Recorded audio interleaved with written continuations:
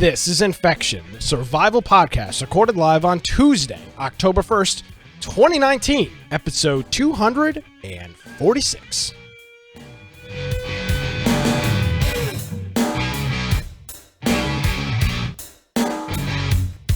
Hello, ladies and gentlemen, and welcome to another episode of Infection, the survival podcast. Infection is your source for the latest information on survival video games. We bring you the latest news, reviews, updates, and more each and every week. My name is Nick Craig. You can follow me on Twitter at Nicholas M. Craig. Of course, visit our website, infectionpodcast.com. Joining me, as he does each and every week, from the great state of Boise, Idaho. Hey, Brian, How are you? I'm going to sit here and look at my camera because, everybody going to be criticized about it. So, hey, Brian, what's going on? I'm going to stare into a corner where there's no monitor to do the show. How are you? That's fine. Thank you for looking away. I mean, eye contact, Nick. Yeah. All right. Can't see anything. Can't switch the shot, but we're good. This is great. Just ignore the rest of the show. Yeah, it's fine. I mean, even though most of our listeners are via RSS, listen in their car, have never even seen the video of the program, this is clearly the most important thing. I'm going to put my feet up over here. I'm just going to hang out. Just hang out and do the show. Me. Finally, yeah, I mean, this is doing great. What the audience demands. Yeah, I mean, I'm hanging out. What's going on? Well, if you want to find me at Boise Computer on Twitter, eat some peanuts, just hang out here. You know, it's only podcast. I'll just be professional here and continue on biteoftech.com. Of course, you should go check out our website, infectionpodcast.com. And if you look on the right-hand side, there's a place where you can send Nick messages all day called Discord. And if you go there, click that link, it'll take you to create an account. They have a mobile app. They have a web-based app. They have a desktop app that works very well. And it's an excellent way to hang out and play games. There's a place you can suggest news topics. If there's something that you think we should be covering, you can do that in there. Also, we have our Steam group if you want to get a notification of when the live show starts. And that will just right before the show, if you happen to be there, you can jump in, join us live, be a part of the game giveaway, give some feedback in the chat while we're doing the recording. We have our YouTube channel, our Mixer channel. Also, we have all the audio forms. So whatever platform you might be using, you can go ahead and click one of those. And then we have show notes for now 246 episodes of Infection, plus a few bonus episodes here and there. And if you click one of those, you can go, if you happen to be listening to it, maybe you can't watch it live, you can go and check that out and follow along and check out videos and things as we discuss them. So I think that is about it. What's going on, Brian? I haven't talked to you here in a little bit. I don't think we've played any games or talked at all since last show, right? Oh yeah. Well, you showed up for like 2 minutes to the game of the week. That's not true. I played for like an hour and a half. Okay, then we did play together because I played there the whole time. We played Dead by Daylight. Yeah. We played. You played like one game, I think. No, I played a couple games. But we were. This was a problem. Was the group size was weird, and we played a couple games. We must have played 3 or 4 games, and yeah, I know we played. And I played games for a couple hours. Yeah, I was not having a good night. Every game I was just getting slaughtered. I depipped like 6 times. I was like, I'm done. I'm not playing. I was just getting hook camped. It was not good. So, but the double blood points event worked out well. I think I ended up with like 650,000 blood points or something like that I have to spend. So, that was good. And, that was game of the week. But, coming up this week, I'm excited. We're going to try out Planetside Arena, which is, a new Battle Royale style twist on the original Planetside games. And it's made by our free-to-play, best friends, Daybreak, who are big fans of the show. So that's sure they got half their development team watching right now. Oh yeah, absolutely, for sure. So we'll be playing that Friday night. And with that being the case, you probably don't have it downloaded. I know I don't. So we can... No, I don't yet. You can go ahead into Steam, search for Planetside Arena. It's a free download. I can't imagine it's too crazy large of an install. And you can... Well, maybe they have all the files from Planetside 2 in there. Well, yeah, I was reading about that. Did you get the new Steam update, by the way? I know we talked a little bit about it last week. No, I haven't gotten it yet. You got to restart your computer, bro. I have. I've done everything I can. I've manually tried to check for an update. I might have just to download the latest client manually and install it because it's not updating the newest one. It looks like the game is only 20 gigabytes. So that's not like insanity for a download. So check that out. Download it for Friday night. I'm not going to even play it before then. So with that being the case, we'll just jump in cold turkey on Friday night. Have a good time. That'll start at 8 p.m. Eastern on our Discord, and we'll be playing that. So join us, Planetside Arena, our Discord, the Infection Podcast Discord, 8 p.m. Eastern. Hopefully you can join us. If you carve a couple hours out of your evening, hopefully we'll see you there. Very good. All right. What else is going on? Not too much. Slow news week. I'm playing a hockey game tonight, and I have to go there for a meeting. So I'm starting my official season that goes on Tuesdays, but my earliest game is still plenty of time. We can get done. Even if we go on a long episode, it doesn't matter. It shouldn't conflict. So we should be good. I don't know how long of an episode we're going to have tonight, Brian. It was kind of a slow week. The past couple, I'd say maybe the past month has been big gaming announcements. EA announced that stuff. Then we had Gamescom. Then we had last week the Sony and Microsoft event. So we've just had a lot of generic gaming news over the past couple of weeks. And there really wasn't a whole hell of a lot of that this week. So well, and I think that they save all those announcements up. They do a lot of things. Plus, dev studios have people out at these big events. Yep. And then I think it's kind of a recovery time after that, where they've done their big announcements. Maybe they've done some big patch or content update that they wanted to do during the event, and now we're kind of in that in between stage of where it gets back to normal a little bit. Yeah. So a little bit light on the notes this week, but that's not a problem. I do want to thank our friend Sean, TechZone 707, our camera operator, who joins us at PAX and, well, hopefully other events in the future, doing camera work for us for the resubscription here on Twitch. Thank you, Sean. We appreciate your help with this, and obviously with all of your help out in Seattle here just a couple of weeks ago. So thanks to Sean. And Brian was telling me before the show that we've got a couple of members of our Discord that have let their subs lapse and have been dropped from the Twitch subscriber roll. Is that the is that the case, Brian? Yeah, and what I've been thinking of doing is making a little thing that'll just, because the notification goes to a channel that only you and I see. I've been thinking I should figure out a way to make that go public to another. Yeah. Oh yeah. So put that right in general. This person is unsubscribed. Oh yeah. Bingo, boom, look at this, and just like that, our friend Judd comes in with the double sub, gifting a sub to IST Link and pro tip: don't die. Thank you, Judd. We appreciate it. And I'm saying this is it. You just publicly, there you go. You just whine and complain. This is my motto in life, ladies and gentlemen. Let me let you in on a pro tip. Whine and complain publicly, and you'll get your way. The tip of the week brought to you by it's Judd. Thank you. Yes, thank you, Judd. So we publicly shame people, and that seems to work. That's a really good idea of putting those. Yeah, I mean, we did it with 7 Days to Die, and now they refuse to talk to us and tell us to find a channel with more subscribers and resubmit. So Barbie, your sub has run out. Just remind us. We'll just throw these in. Oh, jeez. We'll throw these in throughout the show. Excellent. Right.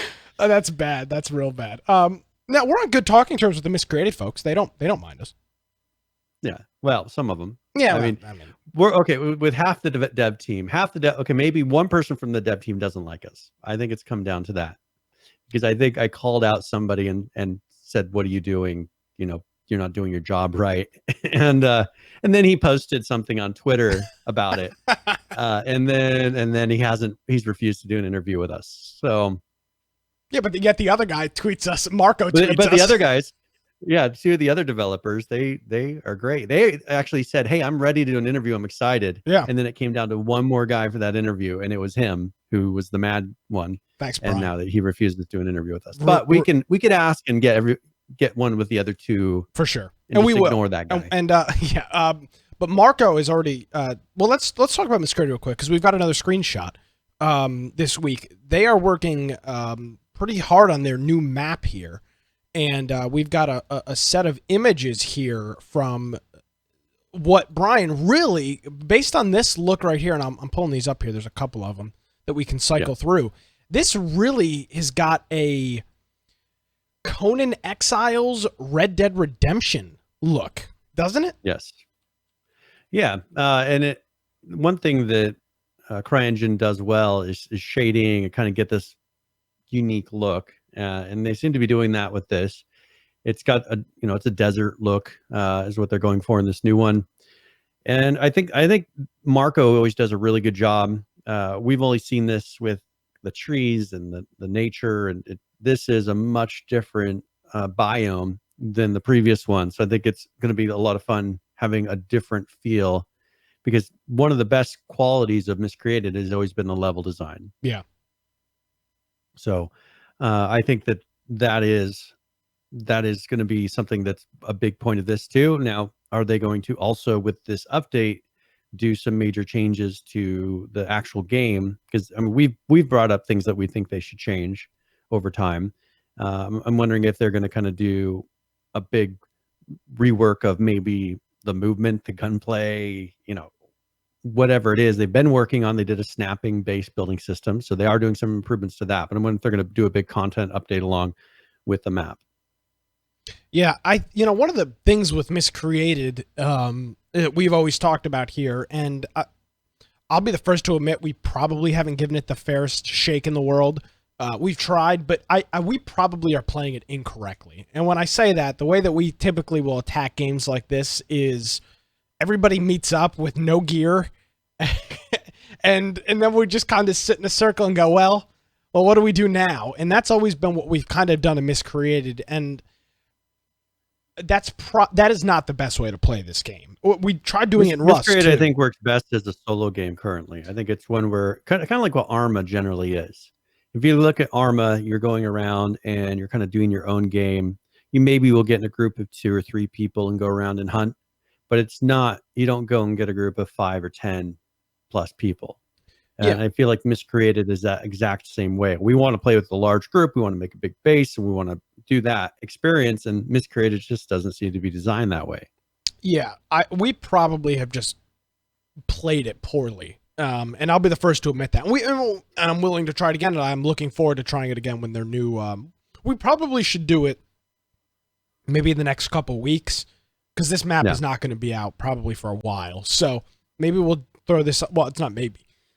We'll throw this on a rotation, maybe 2 or 3 weeks, depending on what has a free weekend coming up or what's got XP or whatnot with that. So we'll go ahead and throw Miscreated on the schedule there, and maybe we'll just try playing differently this time. Maybe instead of all just trying to meet up in one of the cities, maybe. Okay. One thing that would be kind of fun is if we just made in a couple different channels 2 to 3 person groups. Yeah. And just say, all right, we're not grouping up. This group of 2 or 3 people are together. They can do whatever they want. If they see another group, they can shoot at them. Yeah. I think then we would actually have better people. We'd have more gunfights and maybe experience it how it's supposed to be played. Yeah, because we run like 7 people. I give up on us making a base and doing all that. I just don't. The game is not there yet. Well, unless you're willing to put in a month worth of time. And if you're willing to play long term, which we don't do on our game of the weeks. Yeah. Now, Rust has got the same problem, but we played on a Rust server that reset weekly, and we didn't really have to deal with that because the gather rate and XP rate was so high. Yeah. And so yeah, you know what, Brian, that's a really good idea. When we do the next Miscreated, based on our current game of the week numbers, we could probably just have one group and we'll be fine because nobody ever wants to show up. But with that being the case, by the way, our friend Sako showed up and played some Dead by Daylight with us this week. We haven't seen him in ages, so hopefully, and we played some Vermintide 2 after that. Oh man, I missed out. It was all done, yeah. So that was a lot of fun. I should have stayed, but I was in such a terrible mood. I was like, this game sucks. So yeah, we'll do that for Miscreated. That's a good idea, Brian. Split up into a couple smaller groups and just.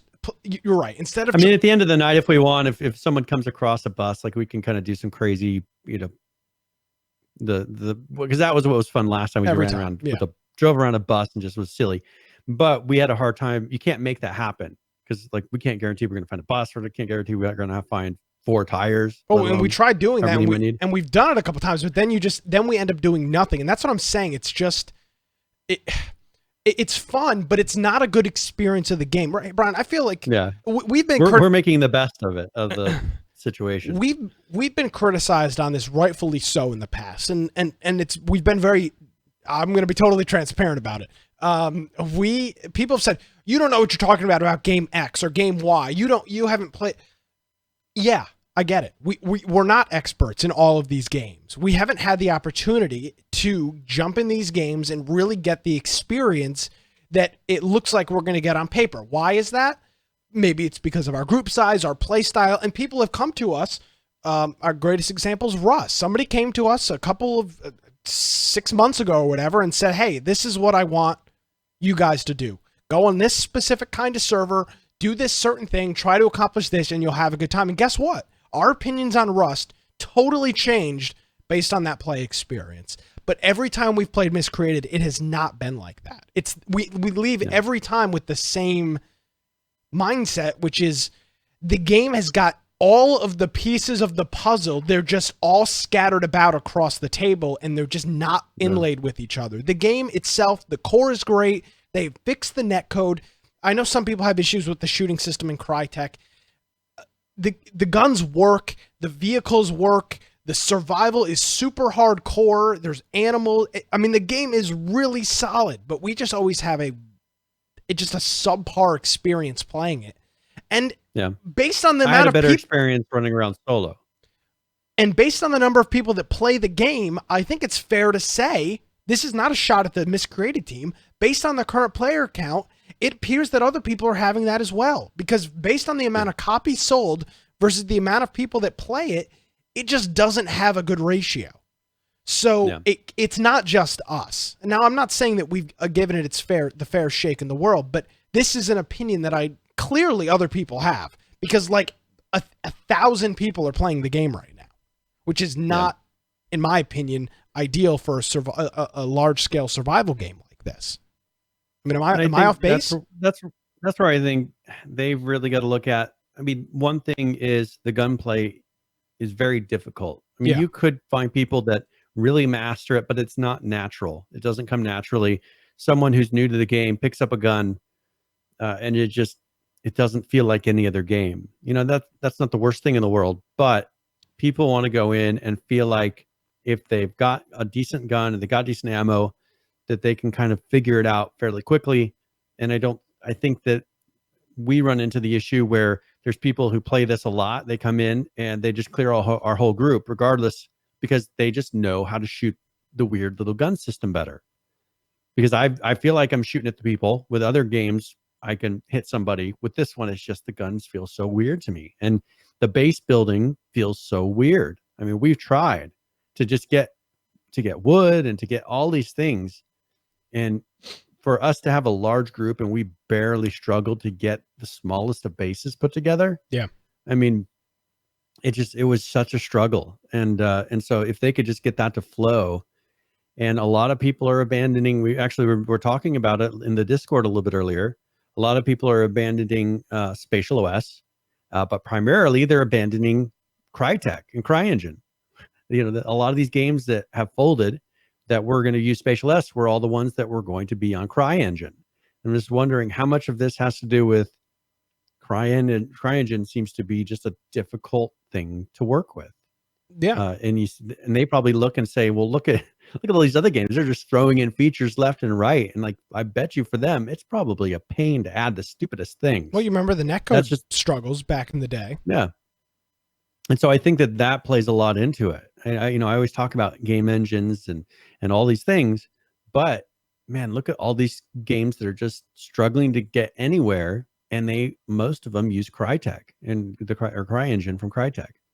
And I'm wondering how much if they had a real engine, and CryEngine is an engine that there's decent games that use it, right? Oh, for sure. But if they had one that was easier to maintain, that had more updates from the actual engine developer. I mean, if you look at Unreal Engine, they're putting out constant updates, and they put in some pretty major with ray tracing and just all these different things. They're putting out a lot of decent updates. And just like the interview we did at PAX, we talked to a guy who had come from developing for PlayStation games and things like that. And he said, Unreal Engine is just amazing. He's like, they put in all these wonderful things, and then we get to reap that. We don't have to code it in ourselves. We don't have to do any of that. And I just don't feel like CryEngine is putting out those updates that are amazing that you're then, oh, hey, look, this is going to be added to Miscreated because CryEngine just put this in the game. Like, how long is that? Have you heard that? I've never really heard CryEngine say, oh, or Miscreated say, hey, we added this feature because it was added to the engine. I can't think of a single thing that they've done to where they said it was because of the engine. Where other games, we hear that all the time. Whether it's, you could remember PUBG when they changed how the world looks as you fly down, from the parachute, and how it transitions in. Like, that was all stuff that they added because of Fortnite, and then these other games were able to take advantage of it. This CryEngine doesn't have that stuff. Well, speaking of Unreal, Brian, I saw my sub boxes lighting up. I was getting my little dings and bells this week on YouTube. What's going on with How To? You're back. You're publishing some new content. Yeah, so I've been catching up on some. I mean, because I graduated right before we went to PAX, and so I just was putting in a big push to get that done. And then we went to PAX, and then I went to Las Vegas for a hockey tournament, and so I was like, all right, I am getting caught up. I put out, I don't know, 5 or 6 videos this past week in preparation for doing some of my bigger videos. But if you're interested in that, you can go to my YouTube channel. It's youtube.com/C/Brian Aldridge, I think. And it's got the check. Make sure you look for the check. Yeah, if it doesn't have a check mark, that's not me. And then make sure also, if you're interested, join the Discord. And we have that community has just been growing. Even though there was like a month I didn't put out any videos, people are still coming in, very supportive. And you always have like 100+ people that are online in there. There's like 300+ people that are in the Discord itself. So I was gonna say, Brian, you're gonna at some point I'm gonna have to go in there and start promoting Infections Discord because spamming Infection Podcast Discord. So yeah, check that out. I watched one of your videos. I don't remember which one it was exactly. But so this week I've been catching up on the survival game kit. That was updates. What I watched. Yeah. So that survival game kit is okay. I'm gonna say some things here that might make a few devs mad, but not saying in a disrespectful way. Hot takes. There's a lot. There's a lot of these recent survival games that are coming out, and they are pretty much 90% a single mod, which is survival game kit. Survival game kit's a really good asset from the Unreal Marketplace that covers 90% of what a survival game is. Okay, so right? I gotta stop though first. Explain without going crazy into it, because people can go launch your stuff. Explain what you're talking about. So what is survival game kit? Is that a game? What exactly are you talking about? So survival game kit is something you can purchase on the Unreal Marketplace that allows you to start making a game that has a lot of the features that you're looking for. First of all, it's a template that you buy. Yeah, it's a template pretty much. And then you can customize it. So it has like gathering, like harvesting of trees, rocks, just like you would see in Ark, or you would see in Rust. It has a building system. It's pretty much Rust or Ark. If you look at most of the features that are in there, other than like a taming system, it has most of those things in there. It has loot spawning. It has a crafting system. I mean, it's just something that Diffuse Studios makes it. And I'm one of the mods in their channel. They're very, very good about support and everything else. But it has most of the features. So what you tend to want to do is you go and you take that and then build upon it. The first thing you have to do is fully reskin it, and then you need to improve upon it because it is the base of a survival game. It has almost everything that you would need for a survival game. So what I do in mine is for instance, there's a locomotion system. We've talked about that with, what was that PUBG. one? No. What was that one that kickstarted or whatever, and then they pulled it? That was a real life type of a game. I forgot the name of it.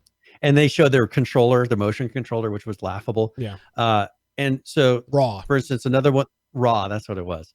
There was one that was given out, and I purchased it a long time ago, but it's called Advanced Locomotion System, which has a better movement system than, for instance, PUBG has an excellent movement system, one of the best movement systems you can have.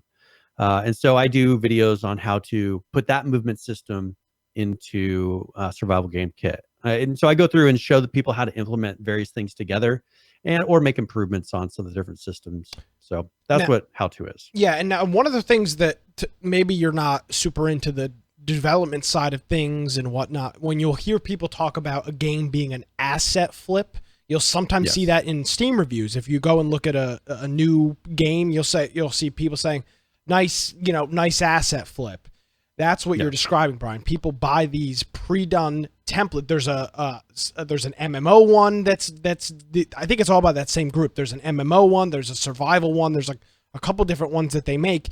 And for all intents and purposes, you can do a little bit of work, throw a name on it, and sell it as a game using kind of all of those base mechanics. And that's obviously not very unique, and you can get that anywhere. Yeah. And that's part of the danger. I mean, one thing PH says, I'm showing people how to asset flip, and that's not my goal, right? My goal is to help people become game developers.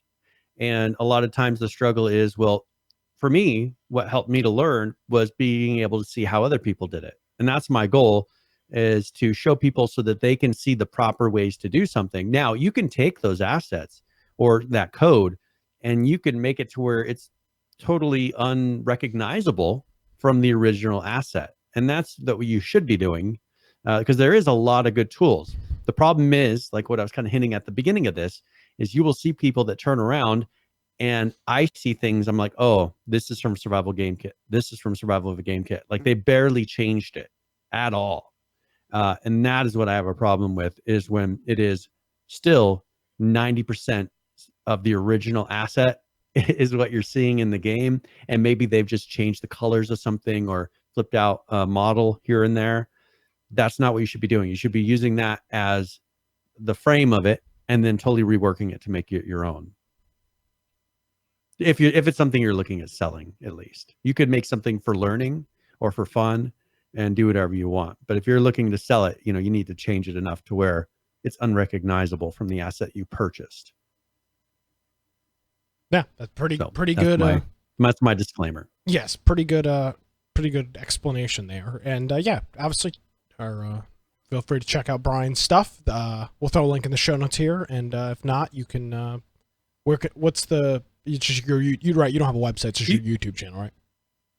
I think I have a website, but I haven't. Okay, I haven't been messing with it. If you search "How to Brian Aldridge" on YouTube, it'll come right up. Yeah. So it's youtube.com/C/Brian Aldridge, or just search for How to Brian Aldridge. And as you said, it will most likely pull up. And make sure it's got the check next to the channel. It is a verified channel. Absolutely. That way it's real. Yeah. Did you get the email that you were going to lose your verification?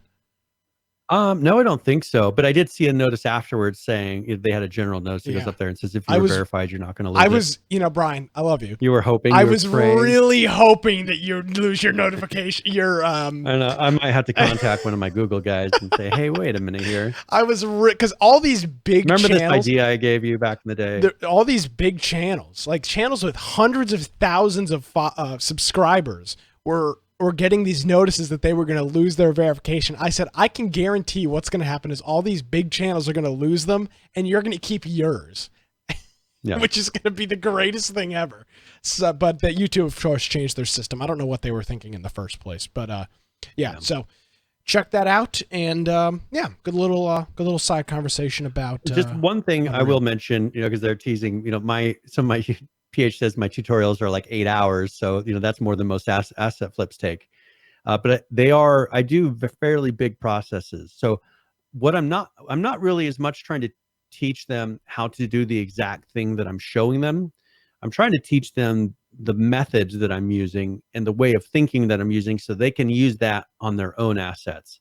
So what I do through the video is I explain, all right, here's something I'm changing. Here's why I'm changing it, or here's what this means, so that they have an understanding of when they're looking at these blueprints and looking at all these codes or looking at animation things, that they actually understand what they're looking at. Because that's the struggle, is when you start anything new, when you first walk into something, it just looks so foreign.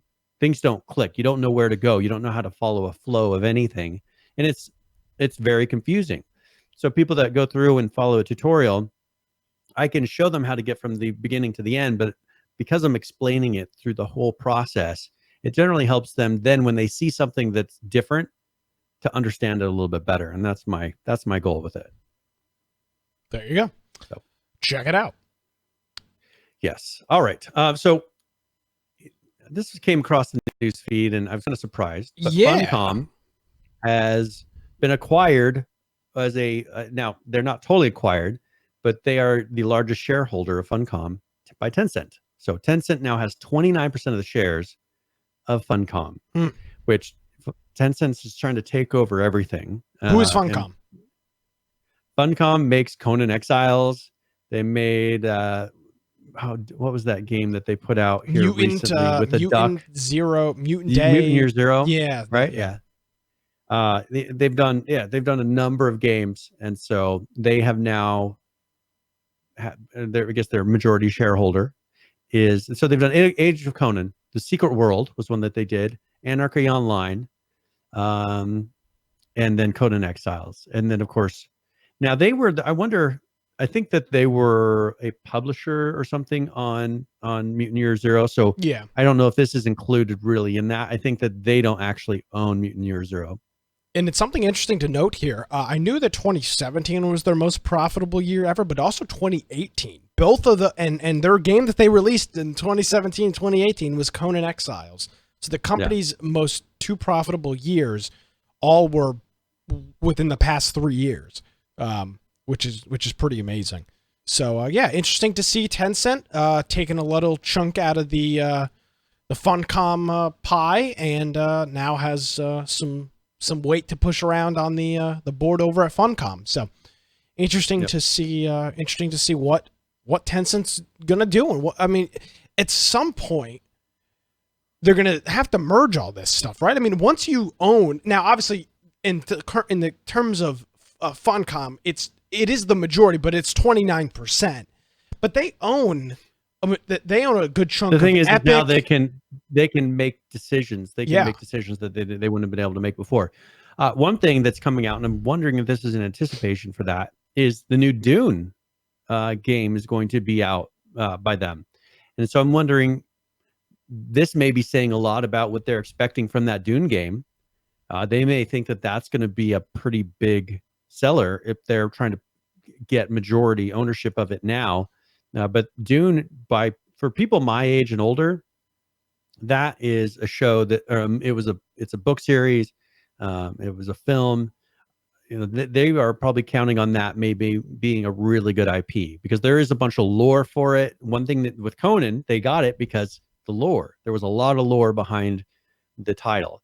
I think Dune is the exact same way. And for people that are really into the Conan lore, I think they've done a good job of maintaining that, of having armor that resembles what it was, and having a world with animals and just a lot of the way the buildings look. They've maintained that. And I think that people are hoping that maybe in the Dune world, they'll maintain, because that was that Kubrick who made that or did the film or whatever. But they did a really good job with that, of having a very unique feeling world that was very different than anything you had seen before. So I think that could be something you'd see here as well. Yeah. And there's a film coming out, I think, in next year for Dune, a new one.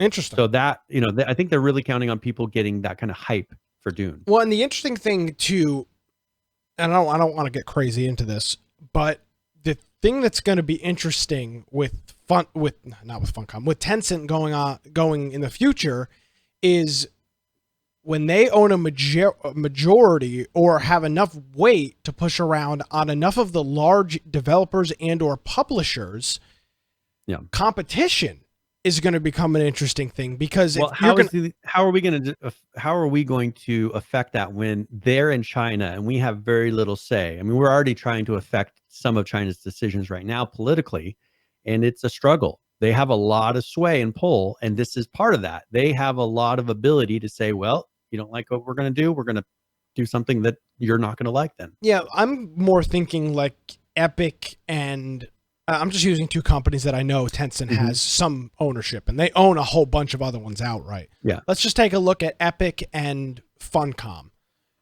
Yes. Epic's working on a game. Funcom is working on a game. They are similar games in one way or another. And Tencent, who has enough weight on both of those companies, can say, we're going to let, we like Epic idea. We like what Epic's going to do a little bit more. So trash your project. That is something that I think could legitimately be a concern. I mean, it going on in the future. I don't know that exactly is going to happen, but that's something that I think about when you've got a majority shareholder in enough companies.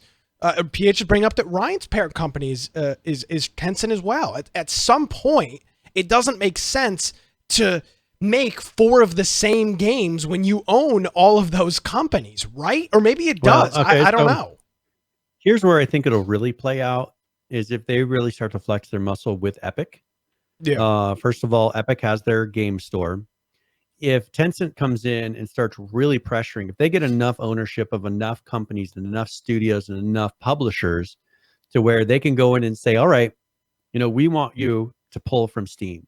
We want you to pull from, and they start throwing that weight around to funnel it to where then the purchases and everything starts having to go through one market and really affecting the market in that way. I think that's where you'll see kind of some pushback.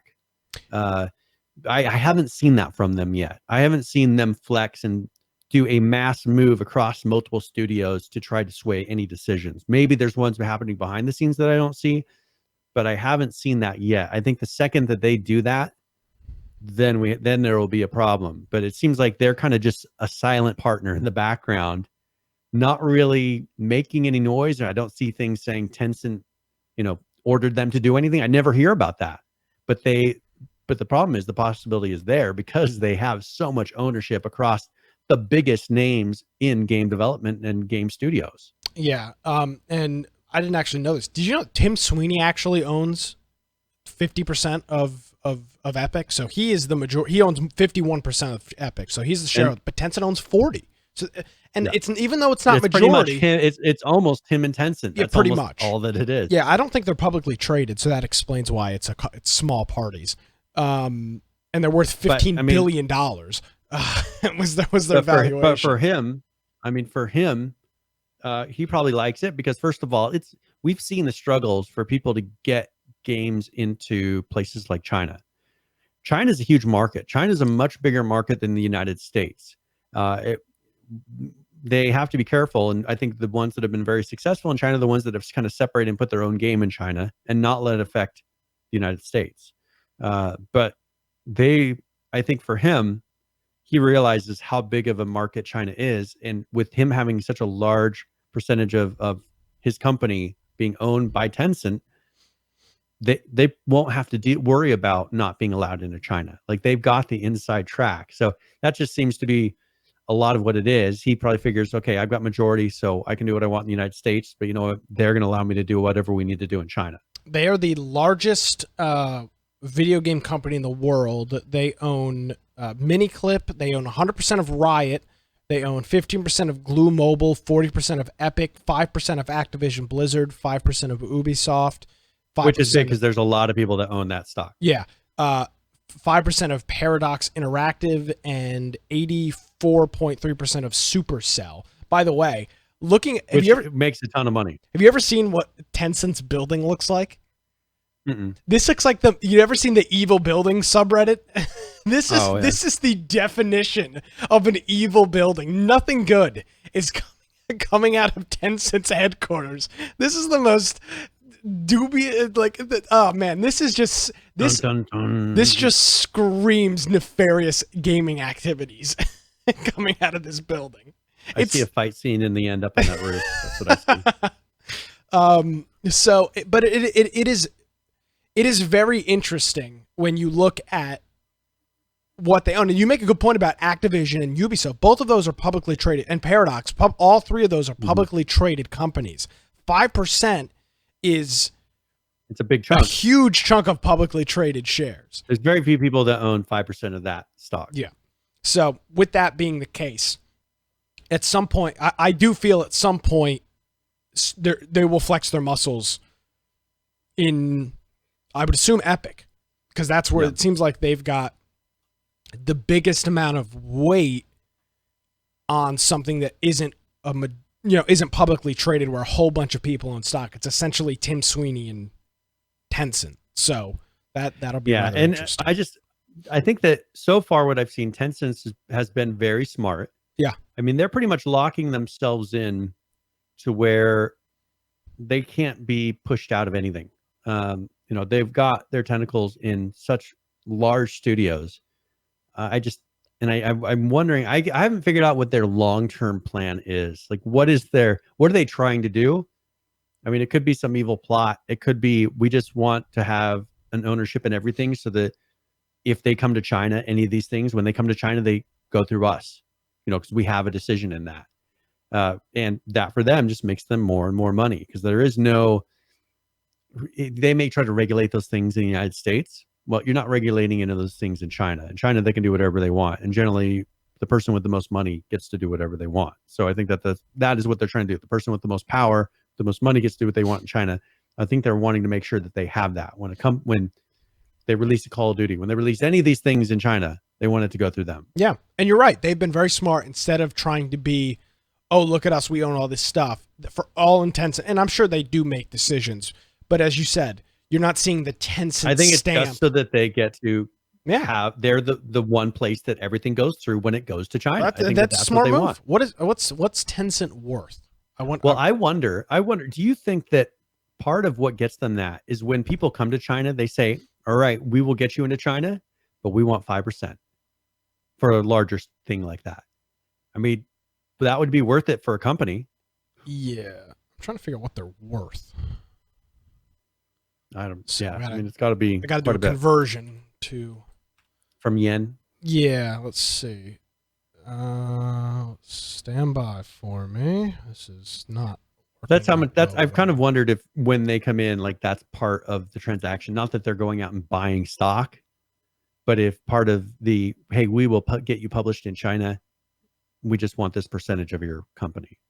Google. That's how they've got on a lot of them. Let's see. Google's not working at all. Apparently, they're worth 50. That can't be right. 500 billion is what PH is saying. Interesting. Okay, because Google these that was in 2017. Yeah. Okay, because Google's translation says that it's worth $50,000, which doesn't seem to be an accurate number.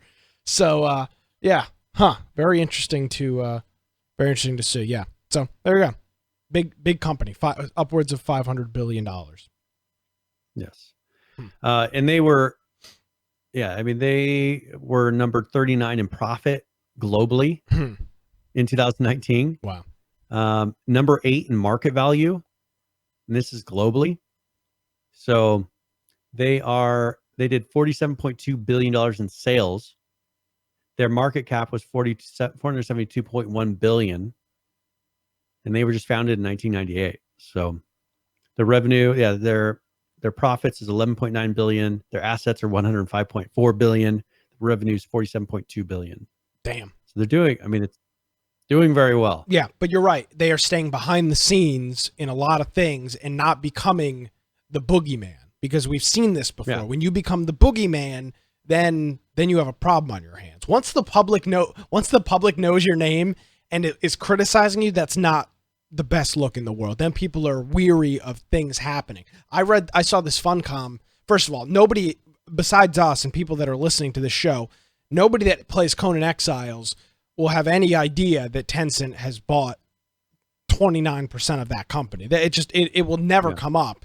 And that's the goal. And when you're trying to do what they're doing, which is essentially just have enough influence in the marketplace, if you just shut up and stay silent behind the scenes, you don't have to worry about that. So it is very interesting to see what they're doing. And it's definitely something to keep an eye out on. In this past year, they're saying that someone was saying that their profits jumped 35%. Wow.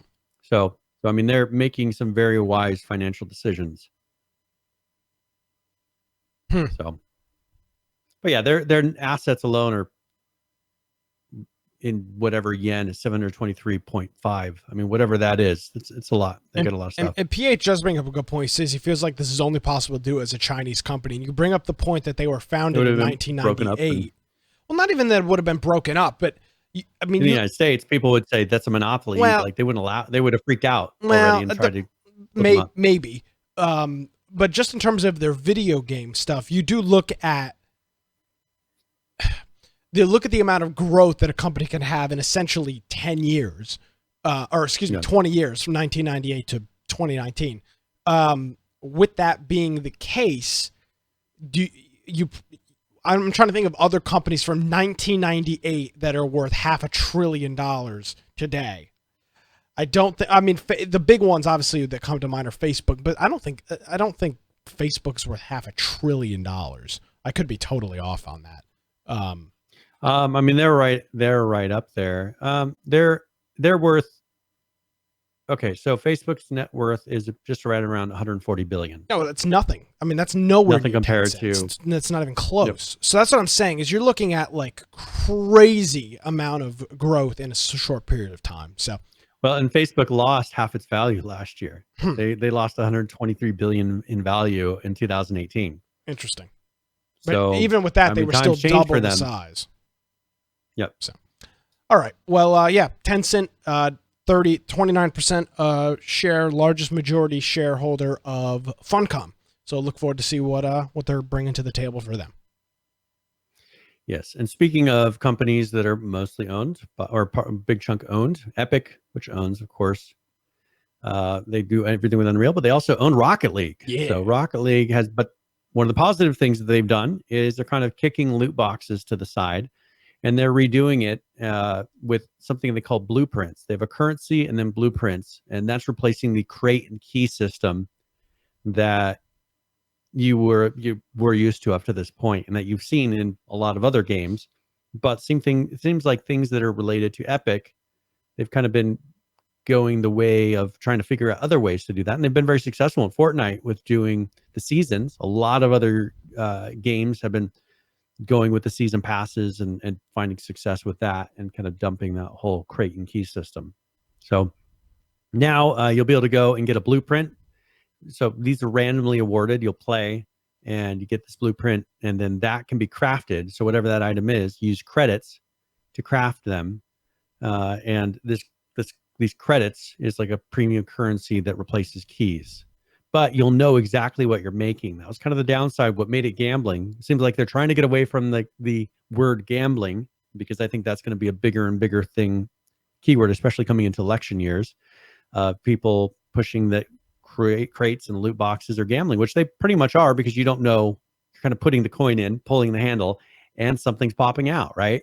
But they know with the blueprint, okay, you're getting a random blueprint. Do you want to redeem that blueprint? That's when you spend money. So that'll be a way that people have a little bit more of a predictable. Same thing with season passes. You kind of know what you're getting, you know what you're willing to put the work in. People could put money in, real world money in, and get ahead on those and get items that maybe they wouldn't be able to reach in the limited season time. So you could still buy those things, but you knew what you were getting. The season pass, I would imagine, from a let's make money standpoint, is so much more efficient than loot crates and keys and other and more garbage. Consistent. That's the thing, is more consistent. Most likely you know what you're going to get from season to season. Yeah, where you never know with the loot crates. Yeah, well, and you have people like myself and like you that really will not do that at all. Bother with them. I remember really vividly you recounting a story with Laura that you said that she bought some loot boxes and was like, damn it, why am I not getting, I want something good and I'm getting garbage. And when I did it, like, I got something that was decent for the first one, and it's totally random, and I didn't really care. Like you jumping off the hook the first time you played Dead by Daylight. Yeah, I was like, oh, this is how it works. And then with her, she got it, and like she just got junk. And she's like, well, let's open more.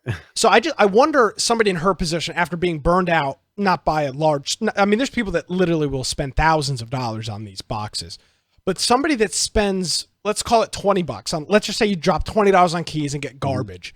Would somebody like that, I wonder if they'd be willing, are they just totally turned off from the concept of spending any other amount of money on that game? Or are they interested in a $12, $15 every couple of months season pass system. I wonder at what point do people hit the screw this game, screw this developer, I'm never giving them another dime, versus the this was fun and all, I didn't get what I wanted, but I'm willing to give them more money to I get think that some people are different willing to things. transition to a season pass as long as they dump the old system. Yeah. Where they say, hey, this is the new way we're doing it.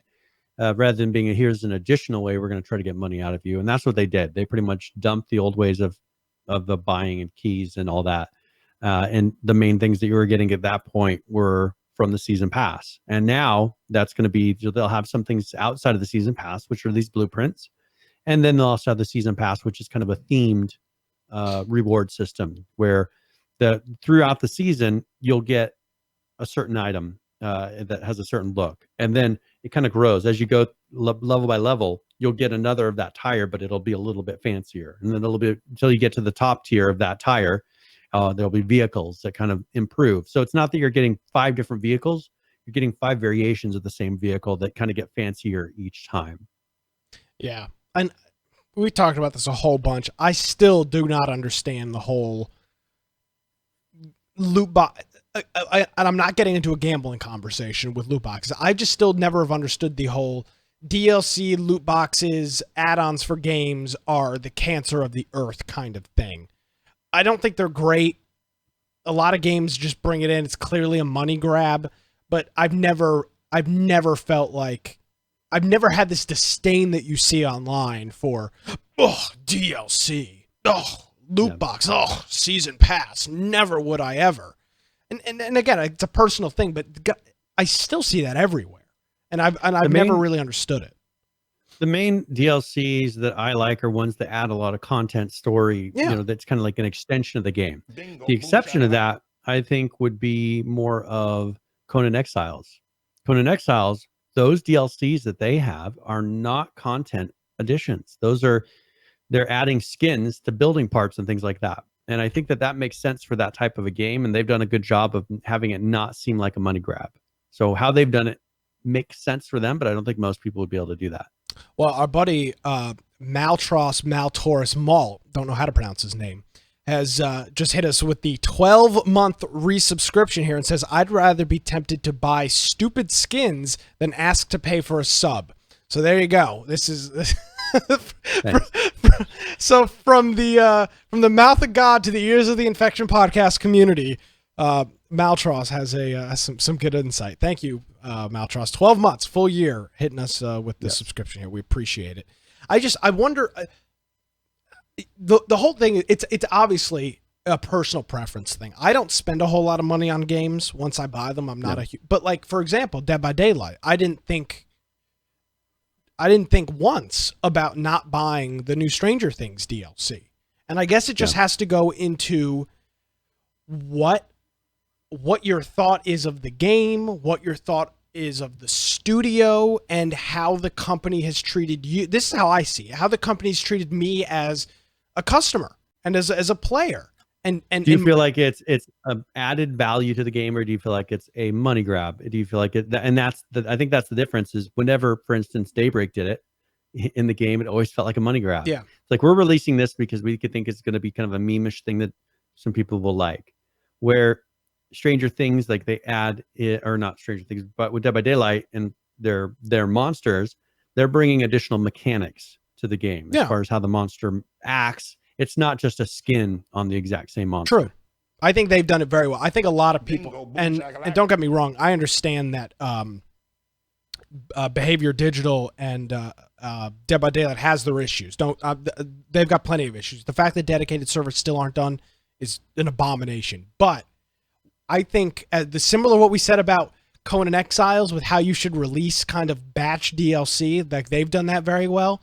The way that Dead by Daylight has done DLC, and there is the people, I have not seen a single person complaining about paying for DLC in Dead by Daylight, but you see it everywhere else. Call of Duty, Fortnite, at League, every other game, you see people complaining about buying things. You don't see it in certain games, and maybe it is how it's, as you said, Brian, how it changes the game. Is it something new? But it also, to me, comes down to How has a company treated me as a customer? Have they treated me like Yeah. garbage? Have they not lived up to any of their expectations? If so, then to hell with them. I'm not going to buy their DLC, their update, their season pass, whatever. But you look at like a game like Fortnite, I bought a couple of their season passes. I haven't even played the game. Why? Because I really like what Epic is doing. And if I can chip them $5, do they need my $5? I have no idea. But to me as a customer, it's like you tip a waiter. Yeah, that's kind of how I see it. So that's my little rant here. I want to thank 2 cents. my little you can give us 2 cents like our friend Judd just did. A little bit more than 2 cents though. Hitting us up with the 14-month resubscription, and then another guy here as well. 2-month substreak. Look at this guy. What a joke. But then look at what it says after that. 18 months in a row. Well, look at that. He's hanging out there. So thanks everybody. We really appreciate it. What were we talking? Oh, we talked about Rocket League. Somehow we got Rocket League. Anyway, so they're changing that. 9 minutes and 30 seconds ago was when we started talking about Rocket League, and somehow we have traveled down this path. So there you go. Well, would we like to? We would like to do a game giveaway at this point in time. Yeah, I think that's one of the greatest features of tuning in live every Tuesday at 7 p.m. Eastern across Twitch, YouTube, Live, and Mixer is an opportunity to win a video game. If you've been in chat for 60 minutes, we've been streaming now for 70 minutes, so you're good to go for that if you've been here the whole time. If not, raffle's live for the next hour. What is in your gift bag today, Brian? All right, so I'm going to be giving away a copy of Love is Dead. Oh. And this is a game that has positive ratings, came out last year, and it is an indie puzzle casual zombies cute classic. So this is kind of a little puzzle game, simple, and hopefully fun for people to play. Awesome. And it has Steam trading cards. So for people that are into collecting those, it's an easy way to get some of those things. Absolutely. And if you are joining us here live, you can just throw ! giveaway in the chat, and it will get you entered for that. If you're not joining us live, I'm sorry, but I mean, you should adjust your schedule to be to be here. I mean, live. come on, you gotta get time off of work. People have done that before. So whatever you need to do. Yeah, whatever you need to do, you got to make sure you're here live. So hang out for that. We'll be here. Or we'll do that roll here in about an hour or so. All right. Well, I said there wasn't a lot of news, and we've covered, I believe, 3 stories on our list so far. We've been doing the show for an hour, so let's. We only have like 15 to go. Yeah. So let's start banging a couple of these out. What's next on the agenda? Okay. So one thing that happened here yesterday is Destiny 2. First of all, they put out a big content update or DLC, and they also started selling on Steam. Yep. And I think a couple other marketplaces, they kind of unlocked that, because before, weren't they on battle.net? They were, if I remember correctly. And so they were on battle.net. Now they've released this big update, and they broke on Steam alone 200,000 concurrent users on Steam. Wow. Yesterday. So that made it 4th place on the Steam Top 100. And that's pretty well. So they're also on a couple other different marketplaces. So I've played this personally. I have Destiny 2, and I play it on PS4. So there's a lot of people playing this, all to try out this new content and see how it is. 214,000 was their peak player count yesterday, which is pretty incredible. Because this game has already existed on other platforms for so long. Yeah, it's not a new game. I mean, it's a new expansion, but this is people that then would have had to have purchased it all together. I would assume so, unless there was some sort of way to transfer it from battle.net, but that seems pretty unlikely. Okay, so wait, I take that back. So, Destiny 2 is free to play now. Forgot about that. So the base game of Destiny is free to play, but then there's all these DLCs that they've added to it that cost. So to get to certain content, to get to Forsaken, for instance, Forsaken is the new higher level areas. It's kind of like what the World of Warcraft model has done, where you can get to like level 60 as on the free tier. And then if you want to get any of the newer content, you have to pay. So Destiny 2 switched to that. So they have their base game is free to play. So I guess that's good. I'd be curious how many people are actually playing the free to play version and then they're not actually getting the Shadowkeep expansion that just came out. Yeah, Judd is saying you had to transfer your Battle.net to Steam, so I guess you could do that transfer. He says it was a pretty simple process. Maybe that's more for characters and things like that. But, interesting. But for me, so I don't have, mine's on PS4, and so that doesn't affect me. But they did have the free play. So I have a character on PC that I think I ran around with some people with. I'm gonna try this. It's free now. I should jump in here. I played Destiny 1. It is a fun game. I'd have bought it. I don't think I played a whole lot of it though. I didn't get into it. I don't know why. I just found it kind of a fun, just did it, played on my own, mostly on PS4, and it's an entertaining kind of mindless shooter.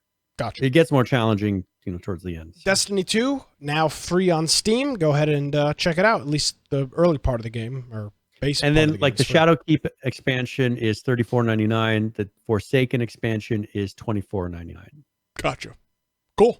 So very good. All right. And then I don't know if you have a preference on where we go from here, but a game that we've talked about, and we actually did an interview a few years ago at PAX East, was Chronicles of Elyria. We actually mentioned them, I think, last couple weeks ago. It was a couple weeks ago that we mentioned Chronicles of Elyria and their visuals. Yeah, yes. Remember we had that discussion. Yeah, it was maybe. Well, they did a kind of a Kickstarter-versary funding drive, because they don't have enough money, I'm sure. How many million did they get? And so they've just gotten over, as of today, $560,000 additional dollars on that. Damn. And they're adding more goals to the game. So they have their list of in-game items, and it's a big list, but they're going to be adding, for instance, for $40,000 they're adding a clock. For $80,000 they're adding a rock lantern. For $120,000 they're adding a travel stone. $160,000 you get now this is if you fund this. These are things as they reach the tiers that you get. So then you get $160,000, you get a store voucher for a free profession, $200,000 marked account, $240,000 a coin, which is used for something in the game, $280,000 you get a glider, $320,000 you get cannibalism, so you can eat the deceased. Interesting. $360,000 you get astral dreaming, $380,000 you get a hunter's cloak. For $120,000 you get double rare. So during the event you get double the rare ingredients and things. $480,000 you get a hot house. Heyo. Which is pretty much where you can grow plants and things like that. It's a greenhouse. Chilling. $560,000 you get Seed Your Destiny, which something for shaping your character's destiny through the arc story, whatever. And for $660,000, Subterranean Volcanic Ecotope. $780,000 you get Adventure Islands, and then more coming soon if they reach that. So I like this comment on Massively OP. I'm pretty sure this might be Brian's alter ego. Years late, millions over budget, and they are adding stretch goals. This game is an utter joke. Solid alter ego. The thing scares me. Yeah, man. I have never been the one to criticize companies for making money. I have been actually on the total opposite side of the spectrum. Doesn't this break the terms of service of Kickstarter in the first place? I have no idea. They are doing an extra Kickstarter. Weren't they? If you go to Kickstarter, aren't you supposed to be promising that you are raising enough to actually develop the game? Yeah, well, they are. They're now raising over $500,000. $220,000 to program a rock into the game. Or a light. It's just crazy. So they're doing like trebuchets or something, a mountain goat mount. That's very complicated. A trebuchet, yes, definitely $200,000. They need to pay somebody for a year and a half, 2 years to work on that for sure. Oh, and okay, so because of these milestones, they're adding these in the shop so people can purchase them, and that's like the gliders, the mountain goat mount, the trebuchet. Right. So they're out of money. You're right. They're out of money, and they need more to finish the game, and they're scurrying. They're in gray area. I guess. They are. From what I saw, there better be a lot of content other than what they showed in that trailer. That kind of example. Oh, come there on, was Brian. Not much there. That was just a very basic tech example after we've spent 8 years and millions of dollars. Don't be critical of that publicly released video to show off their game. How dare you, scumbag? Yeah, I know. Chronicles of Elyria. If you search for Chronicles of Elyria gameplay, I mean that's what we were kind of looking at. I mean that was gameplay, and that was what scared me. And it looks worse than what we saw at PAX 3 years ago. The development of the game began in the year 2000.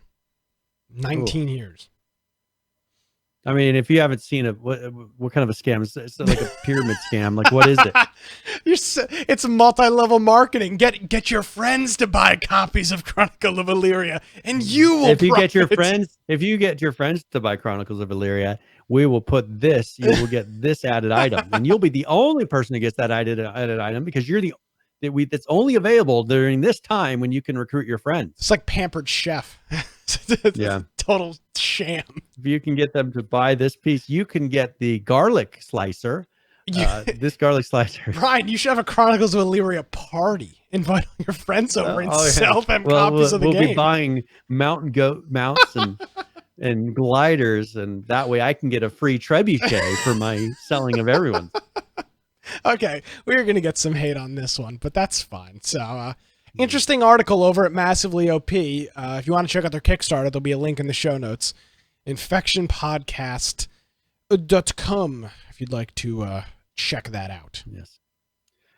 All right, so here's some big news from Sony, and this is something that we generally don't go things that are console related, but this does have something to do with things that we've been talking about recently. Yeah. First of all, Sony has cut the price of PlayStation Now in half, and that's their game streaming services. We've been talking a lot about their various game streaming services from Microsoft, from Google. I actually subscribed on my tablet, or actually on my phone, to the Play Store's subscription service. So they have a thing for, I think it was for a year. It's like $1.99 a month. And it gives you tons of games and apps and everything that are normally paid for. You get them included. So I figured I'd try it out. Figure I can handle $1.99. And please subscribe. Yeah. Please send in your donations, by the way. I'm running out of funds. And so that's something that seemed like it had value. Here, PlayStation Now, they have a ton of their titles. The one thing that they do differently is it doesn't have to, they're not always streaming. Some of their titles, rather than streaming it, when you're subscribed to PlayStation Now, you actually get to download the game just like the normal ones work. You have a choice. You can either stream it or you can install a local version if it works better that way. But they cut that in half. I think it's $9.99 now. And they added some of their bigger titles to it. With this, I'm trying to see there was some that they added. GTA 5, I think they added to this now. So that's available through it. And then a couple other ones. So, okay. I don't want this to come off the wrong way. Yeah. And Red Dead Redemption 2. Oh, really? Yeah. So I'm actually, wait, I'm just trying to make sure I get this right. Okay, I take that back. They're not Red Dead GTA 5. They talk about it in here. I think The Last of Us was added to it, and GTA 5 was added to it. I'm trying to. They threw so many different games in this saying, oh, and they also make this and this and this. No, just tell me which ones are added here. God of War, GTA 5. I think they added Uncharted 4 to it.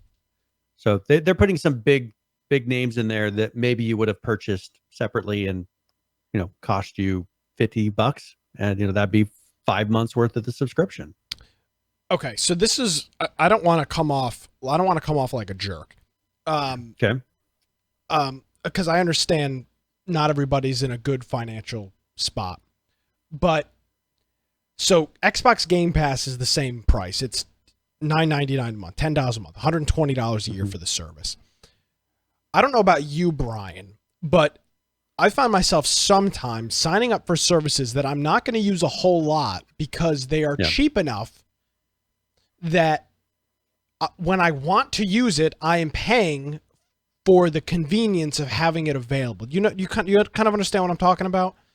Yeah. At $10 a month, is it worth you the cost of 2 AAA new games a year to just have this available whenever the hell you want and say, it's Wednesday night, I don't have anything to do, let me load up PlayStation Now and just find a game and play it for 4 hours and call it a night?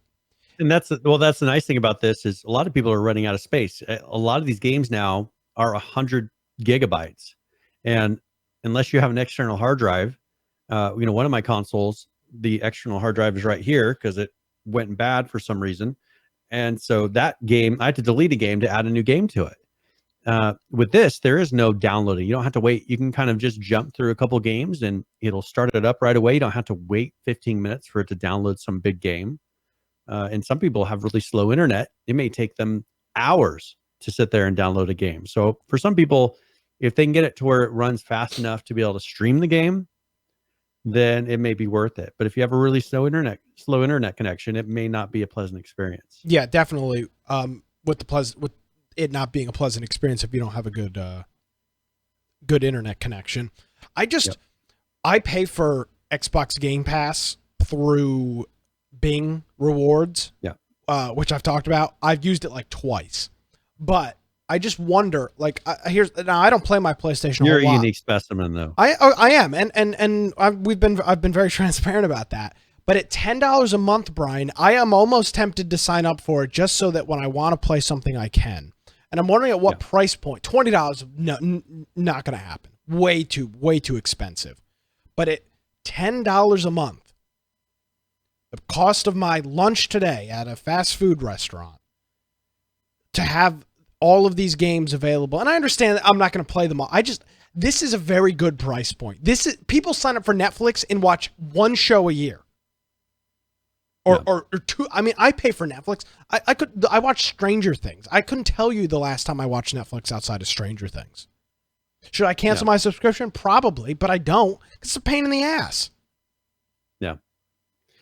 And if I want to watch The Office tonight, I want to be able to load up my Netflix account and watch it. I don't want to have to go sign up again. So that's what I'm saying. I think they're going to start bundling as well, because I don't think it was the PlayStation Now, but I think it was Xboxes. They're offering like 6 months of Pandora with it. Interesting. So if you have that pass, you get 6 months of Pandora. So they're starting to kind of bundle things together. Well, and by the way, in my opinion, if you had to choose one of these, Xbox Game Pass is a better deal because they add brand new, like Gears 5, I think, is going to be on there very soon. The new Forza is on there. Like day one releases are available on Game Pass, which is something that Sony is not doing. And I think the Xbox Pass is a pretty good deal. Now, I pay for it and don't use it, but for $120 a year for new titles, yeah, that's pretty good. And also, they do have an Xbox Pass, Game Pass that works on the PC. There are two different passes. There's an Xbox Game Pass for console, and then one on PC that they're bringing out. I don't know if it's out yet. Yeah, it is out. They're doing they've done some tests with it, with the PC version of their Xbox Game Pass. But PH is bringing that Sony's a little behind on this, and I agree. I mean, $20 a month for GTA 5 is not a good deal. That can't be. But here, let's go through some of these. GTA 5, God of War, Uncharted 4, Infamous Second Son. Those are all old though. Pain, Bloodborne. Okay. Rocket League is in there. Rocket League's a $20 game. All like NBA 2018, the wrestling one, Need for Speed games, For Honor, Elder Scrolls, Mortal Kombat 10. Like they've got a lot of the big titles in there. For $20 a month, it's a sham. At $10 a month, I think that's not a bad deal to have those available to play. $20 is crazy. Come on, you can't look at that collection and say that's worth $240 a year. No way. No. GTA 5 came out in freaking 2014. That's their title game. Yeah, but if someone didn't own very many games, and you had a kid who maybe plays it has all the Borderlands, not 3, but Borderlands 1 and 2, the pre-sequel. I mean, it's got a lot of games that your kid may be like, I want to have this game, I want to have that game. Just give them a subscription and say, all right, here you go. These are your choices. It's got a lot of the newer ones in there. a lot of kids games. I mean, they've gone through, if that's what the kids can play, it's got Fallout 3. Just say, hey, here you go. I'm not buying you new games, but you get to play this. Now, that's interesting. Now, I do want to say with Game Pass, Gears 5, The Outer Worlds, which is something that I know a lot of people are looking forward to, those games are going to be available on Xbox Game Pass day one when those come out. On October 25th, that comes out. So yeah. That's pretty cool. That Blair Witch game that just came out is available on Xbox Game Pass as well. So I'm gonna have to go back and look. I can't believe I've literally never used this. I'm an idiot. I really am. I mean, you just need to figure your life out, Nick. It really is pull a disaster. Together. I mean, it's a shame. I tell you what though, I started my new job this week, and one of the guys I'm working with is a retro video game nerd. So unfortunately, he's probably going to spark my need to go buy more retro consoles that I will never need to play, that I never will play, like the SNES and NES classics that I both paid for and have never used. So, yeah. Oh well. Don't be me, kids.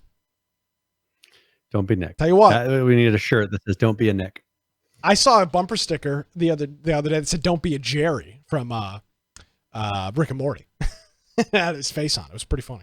So yeah, don't be Nick. Well, if we can get that meme for you. Be Nick. I'm a successful podcaster. What are you talking about? Oh yeah. Oh, that's right. Okay. Let's talk a bit. Actually, we have a video for Russ. I don't know if you want to play that really quick. Yeah. We've been talking a lot, but we can get a little update here from Shadowfrax and some of the updates that they've been working on this past week. Absolutely. Here comes the Russ video. We'll take a look at it and we'll discuss right after this.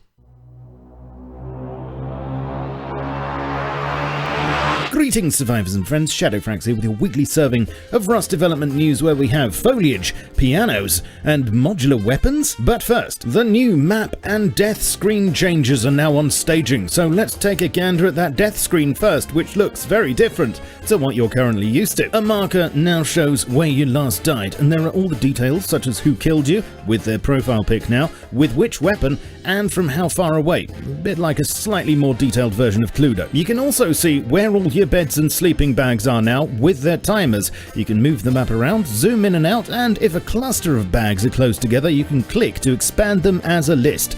Then simply select which one you want to respawn on, or choose a random respawn. Also, because the team are thoughtful like that, if you've got streamer mode on and would rather not give your audience a full frontal of all this vital info, the map won't show unless you press G, or whichever button you've got the map bound to. Very handy. The in-game map now has some new features too. The death marker will show where you last died, so if your corpse is still out there, you'll be able to find it a lot more easily. And at the moment, this marker will stay on the map as a reminder of your most recent failure and only move when you die again. You can also now add and remove up to 6 different color-coded waypoints on your personal map by right-clicking, and these will show up on the compass, allowing you to home in on your intended target. There's no fast travel, sadly, but hey-ho. Also, if you're in a team, then the team leader's waypoints will show up for all members on the map, but not currently on the compass. I'm not sure if this will change, though. Uncle Helk has been busy working on horses and their tack. You can now examine one instead of opening it, which is more reassuring, and at some point very soon on staging, maybe by the time YouTube actually sends you a notification of this vid, there will be some new equipment for them. Saddle bags will be a thing and necessary, it seems, for a horse to have storage, with each one adding 6 slots.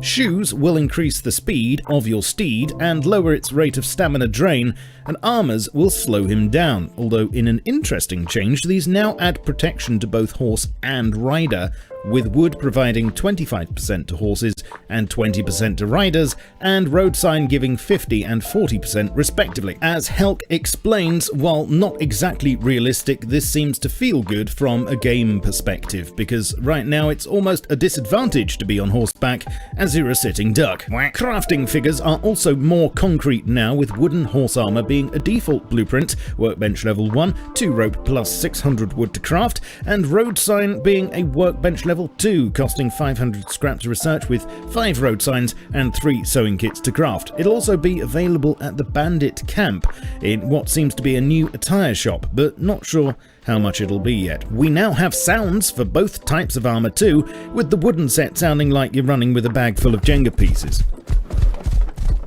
All figures are subject to adjustment though before the forced wipe on October the 3rd. It looks like the horse info panel is getting a rework too and will show such details as health, max speed and stamina. It'll also show which breed the horse is. I just wish we could name them. But what would you call yours if you could? No pressure. In other changes, oil rigs are getting a bit of a nerf, it seems. All military and elite crates will soon be kept under lock and keycard behind puzzles, and the recyclers are being removed from them. Let me know what you think about that in the comments. There were a few fixes this week, namely, compound scientists will now cover a black spot near the recycler. There was a fix to Bradley crates sometimes spawning under the world, and corpses not saving and loading their inventories properly. Harvesting heli-jibs should no longer mark you as hostile, and work to optimize skeletons and LODs across the board are still ongoing, although we'll have to wait to see what performance increase comes out of them. In addition to this, there were 2 new console commands added, although they're not that useful unless you're filming cinematics. Grass.distance is currently set at 100 but can be boosted to 200 if you want to see it from further away, and head lerp basically sets how quickly your head returns to the forward position after letting go of Alt when using free look. Now to works in progress, and this is where it gets interesting. Oh, by the way, I uploaded a new Concept Limbo vid yesterday. It's all about community underwater concepts, floating bases, mines, sharks, and other stuff, so make sure you watch that if you haven't already. Anyway, it seems that work on making double doors skinnable has started up again, which has taken its sweet time, but this is promising. There's a new branch being worked on called Quick Loot, and although I don't have details about exactly what it'll entail, it looks like soon there'll be some looting-based quality of life improvements, and I'll let you know what they are when I find out. And as well as modular vehicles, which are really going to drive the game in a new direction, according to the commits, work has also started on garages to keep them in, as well as vehicle lifts, and it looks like when this is all finally merged, you'll be in for either a treat or a shock, depending on where you stand on the issue. And lastly, just a few days ago, Facepunch set up a new Instagram page. So what, you say? Well, here you'll get a couple of new images each day. That's one for Gmod and one for Rust, and already some really interesting new things have been shown to us. First up, there are 2 shots from test scenes on the HDRP branch showing off some of the new foliage work.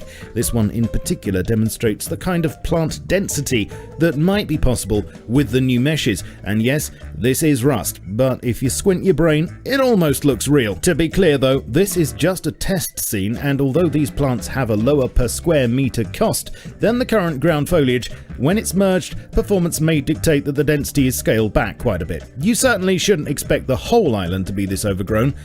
No harm in dreaming though. More recently, we finally got some imagery for a couple of the new musical instruments. Firstly, the tambourine, lovingly crafted with old squashed cans. Not sure if we'll be able to melee anyone with it, but we could well hear the rattling of one of these, replacing "re" as the new danger warning sound. Then we have a glimpse of the piano, which wasn't at all how I was imagining it, but does the wheelbarrow mean it'll be portable, and will we be able to wheel each other into battle while striking a chord of fear into our enemies? Probably not. And finally, although I've mentioned this before in relation to the roadmap, this is an incredible image to be hit with. Looks like fully modular weapons are on the horizon, and when I say horizon, I mean before the end of the year apparently. This is not just a piece of concept art, these are actual models. But of course, I'd like to know your opinion on these, plus the other changes I've discussed, so please tell me in the comments down below, and I'll try to reply to as many of you as I can. I stream on Twitch 3 times a week, still quite a few people unaware of that, so please join me there. I'd like to say a massive thank you to my supporters on Patreon for keeping me going as well. A link to my page there will be in the pinned comment, along with links to my Twitter, Facebook, Discord, and Steam group pages. I shall catch you all soon, but in the meantime, keep calm and stay rusty. Cheerio. All right, and we thank our buddy Shadowfrax as always for the update there. It's fun to see Facepunch getting on Instagram. Kind of seems, it seems, I don't know, seems weird to just kind of an odd time to jump on that platform. But hey, yeah, I don't know. Who knows? All the kids. I thought, where are they going to now? I mean, Facebook is dead. and they went to Instagram. Like, what's next? Yeah, well, there's not, but Instagram is a terrible platform. Miscreated uses Instagram, and it sucks. Mrs. Miscreated uses Instagram. Yeah, and not that Instagram is a bad platform, but in terms of trying to show off images, unlike Facebook or Twitter, there's no like open a new tab and you get a super high resolution version of it. The video viewer sucks. There's no scrub wheel. There's no volume control. It's just play, pause. It's not a great platform for that. I'm gonna follow them. I just followed them during the break, and it's interesting to see what they're posting. I'll keep an eye on it and see what I see. So there you go. Very good. All right. Well, I guess next we could talk a little bit. First of all, I was going to mention PUBG.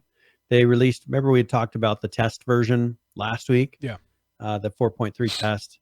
That has now gone live. And so pretty much all the things that we had discussed, that survival mastery was implemented. They had a new weapon, that double pump shotgun, and just some adjustments to the UI, to the gameplay. All that stuff is now in there. So if you are getting your regular updates and you weren't on the live test live, then you'll be able to see that now. Also, they have expanded. There is a PUBG Lite. I know that this would come up in January of this year, a lighter version of PUBG, but they've now expanded their beta into Europe. So next week, you'll be able to try. It's a free-to-play lightweight version of the Battle Royale, and I don't know if this is kind of an Asia thing. You know, maybe people that have not as strong of computers. I'm not sure what the whole goal of this is. And it says that the goal is that this is a game that will run on laptops with integrated graphics cards, which would be like your Intel HD 5000 or your Intel. Yeah, you don't have to have a gaming PC, and it'll still. And you look at a game like this, right? They give it away for free. Then they can. I mean, this Fortnite runs on literally anything as well, and you've seen that be great because you can open up. I've always been a fan of this. It exposes as many people as possible, and the enthusiasts win because they get more money. We get a better product, presumably. I think it's a good thing. And supposedly it's almost identical to the original PUBG as far as how it works. Oh, I'm sure it does. Yeah, they just toned down the graphics and changed a little bit of how it plays based on those lower end graphics, and there you go. I mean, I think it'd be neat to play something like that. I mean, I don't play PUBG, if you're in Europe, you should be able to apply for that, and maybe you can get a chance to try it out. Yeah, let us know if you get. I know we've got a whole bunch of European listeners. If anybody gets in on this, shoot a video or something like that, or just send us a message and let us know. I'd be very interested to hear what your experience is or isn't like. Another thing is the Fortnite. They put out their 10.4 or 10.40 patch, depending on how you want to do it. And this, they've added in what they call the Combine. And this is something I haven't really heard about before.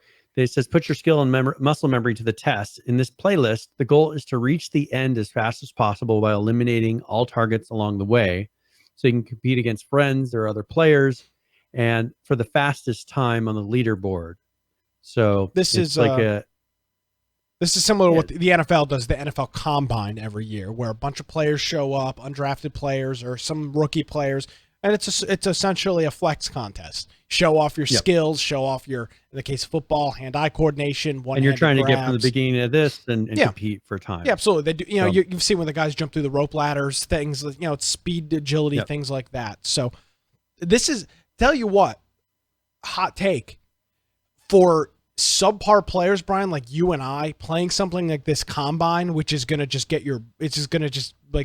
advance your motor skills and get you kind of in the Fortnite zone. This is probably in a shorter amount of time too. Exactly, because you're gonna be on the ball. This is totally, you and I need to try this and see how it is. See if we just improve it all. I mean, we both are atrocious at the game. Not good at it. But plus, as long as there's no building required. Yeah, well, and this is there probably will be, which isn't the worst thing in the world. You could use it to your, it depends if you're using it to your advantage. That's what I'm saying. So this Combine's probably really good for noobs. and getting Yep. getting you familiar with the game. Another thing is they've added a new Rift zone called Starry Suburbs, and so you can do that. It says, "Make your wishes come true. Shooting stars with powerful loot are landing there." They're having some limited time modes for this. So Zone Wars, where it's a solo, respawning is off, and it's a simulation of the end game scenario in Battle Royale. So it has a condensed moving zone. You need to eliminate the competition as you avoid the storms closing in. Randomized spawns and inventory items make the round unique. And they have Coliseum, Desert, Downhill River, and Vortex as the Zone War types. And then, of course, they've added or made changes to various things throughout the game. They're having a double XP weekend that they just did. So that just ended this weekend, actually ended yesterday. So people probably took part of that. Mhm. And then it's just a bunch of updates. Cool. Seems like So like everything is going well over in the Fortnite land. Yes. And they're constantly putting out new updates, which there's probably still a lot of people playing that. I would die for player statistics. Ugh, it's so frustrating not having statistics for games like Fortnite. The numbers are if you were to combine all the platforms, that number has got to be through the freaking roof. Well, that's the thing is, perhaps once the Epic Store maybe starts putting some of the API features and lets you see current players and things, at that point maybe you'll start to see those numbers. But I'm not sure. Short of that, when you'd be able to see it, other than when they kind of piecemeal out what they want you to hear. I don't like it. It's very misleading. All right. Well, yeah. I mean, not them personally. It's their little play. Yeah, it's their little sandbox. They can do what they want for now. Yeah, no, absolutely. I mean, like when you hear this, I mean, everybody does this, except for the Destiny article. Like that's actually, backed up in some regard. Yeah, you can look and say, okay, yeah, here's Steam says that there's this many people. Pretty close to, I would assume it's pretty close to accurate. Yep. So another game that here is, they've been released here for months now, but Ring of Elysium continues to put out updates, continues to put out content. It's a free game. On the 26th, they put out their update for, they call it, well, it's an anniversary end, LTM Mania. So they have Classic Dion, which it's a part of the map, Mount Dion. I don't know if that's how it's pronounced, but it's a snowstorm, and they've added that to certain play periods across various zones. So from every day between a certain couple of hours through tomorrow. So you have until tomorrow to try this. If you haven't, you might want to jump in. But pretty much in the evening, you can jump in and play and experience the special mode and have a storm in there. They've added some new weapon skins, done some quality of life updates in this patch. Also, they did an update on the 27th, which just was a fix, and then an update on the 30th, which was 2 fixes. So they're continuing to keep that game going, adding things to it, doing special events. So I think there's got to be a player base there for them to continue to put time into it. Absolutely. There is a player base for sure. Yeah. You just have to look at their current players, and it's free to play game. So you get people who play it because of that. And it's not a bad game. No, if you the gunplay's good. It's like any other game. If you're willing to invest, in my opinion, all of these Battle Royale games are the same. If you're willing to invest into the game in terms of learn one of those specific games inside and out, Fortnite, PUBG, ROE, whatever it may be, they're conquerable. But most people like you and I just are not interested in devoting the time to it. Yeah. But for anyone who would, I mean, it is a polished game that I don't hear a lot of complaints about for people to play it. Yeah. It's not like I don't hear that it's broken. They have done a very good job with it since they've released it. It's peaking at over 10,000 max a day, which is very sufficient for a VR game. Yep. So that means you get full lobbies. I mean, constant. And people, you can queue in and play right away. Oh, for sure. And it's been pretty consistent. I'm looking at the 3-month chart. Even the 6-month chart is down a little bit, but it's pretty consistent in its player base. 15,000 peak. Yeah. So 15,000 is about its peak. And it's been that way for 6 months. which is Yeah. not bad. Yep, good for them. Yeah. All right, here. So there was a developer update from Dead Matter here this past But week. not a typical developer update. Normally we get videos from them, which we showed Nope. 2 weeks ago? Last week? Yeah, 2 weeks ago. Okay. One thing that he did mention to this, and I don't know how many times we've heard this from developers. They said, first, we stated in the last blog that we were going to be more transparent and communicative moving forward. Bearing that in mind, they're doing kind of like a state of the game again in January. They're going to be doing a review of the state of the game in January to make a determination on whether or not we feel we can make the March 2020 estimation release date. Uh-oh. And so they're in January, they're going to decide, are we ready to release in 3 months? That seems like it might be a little too late. And it seems like they're already setting themselves up to not, which is good.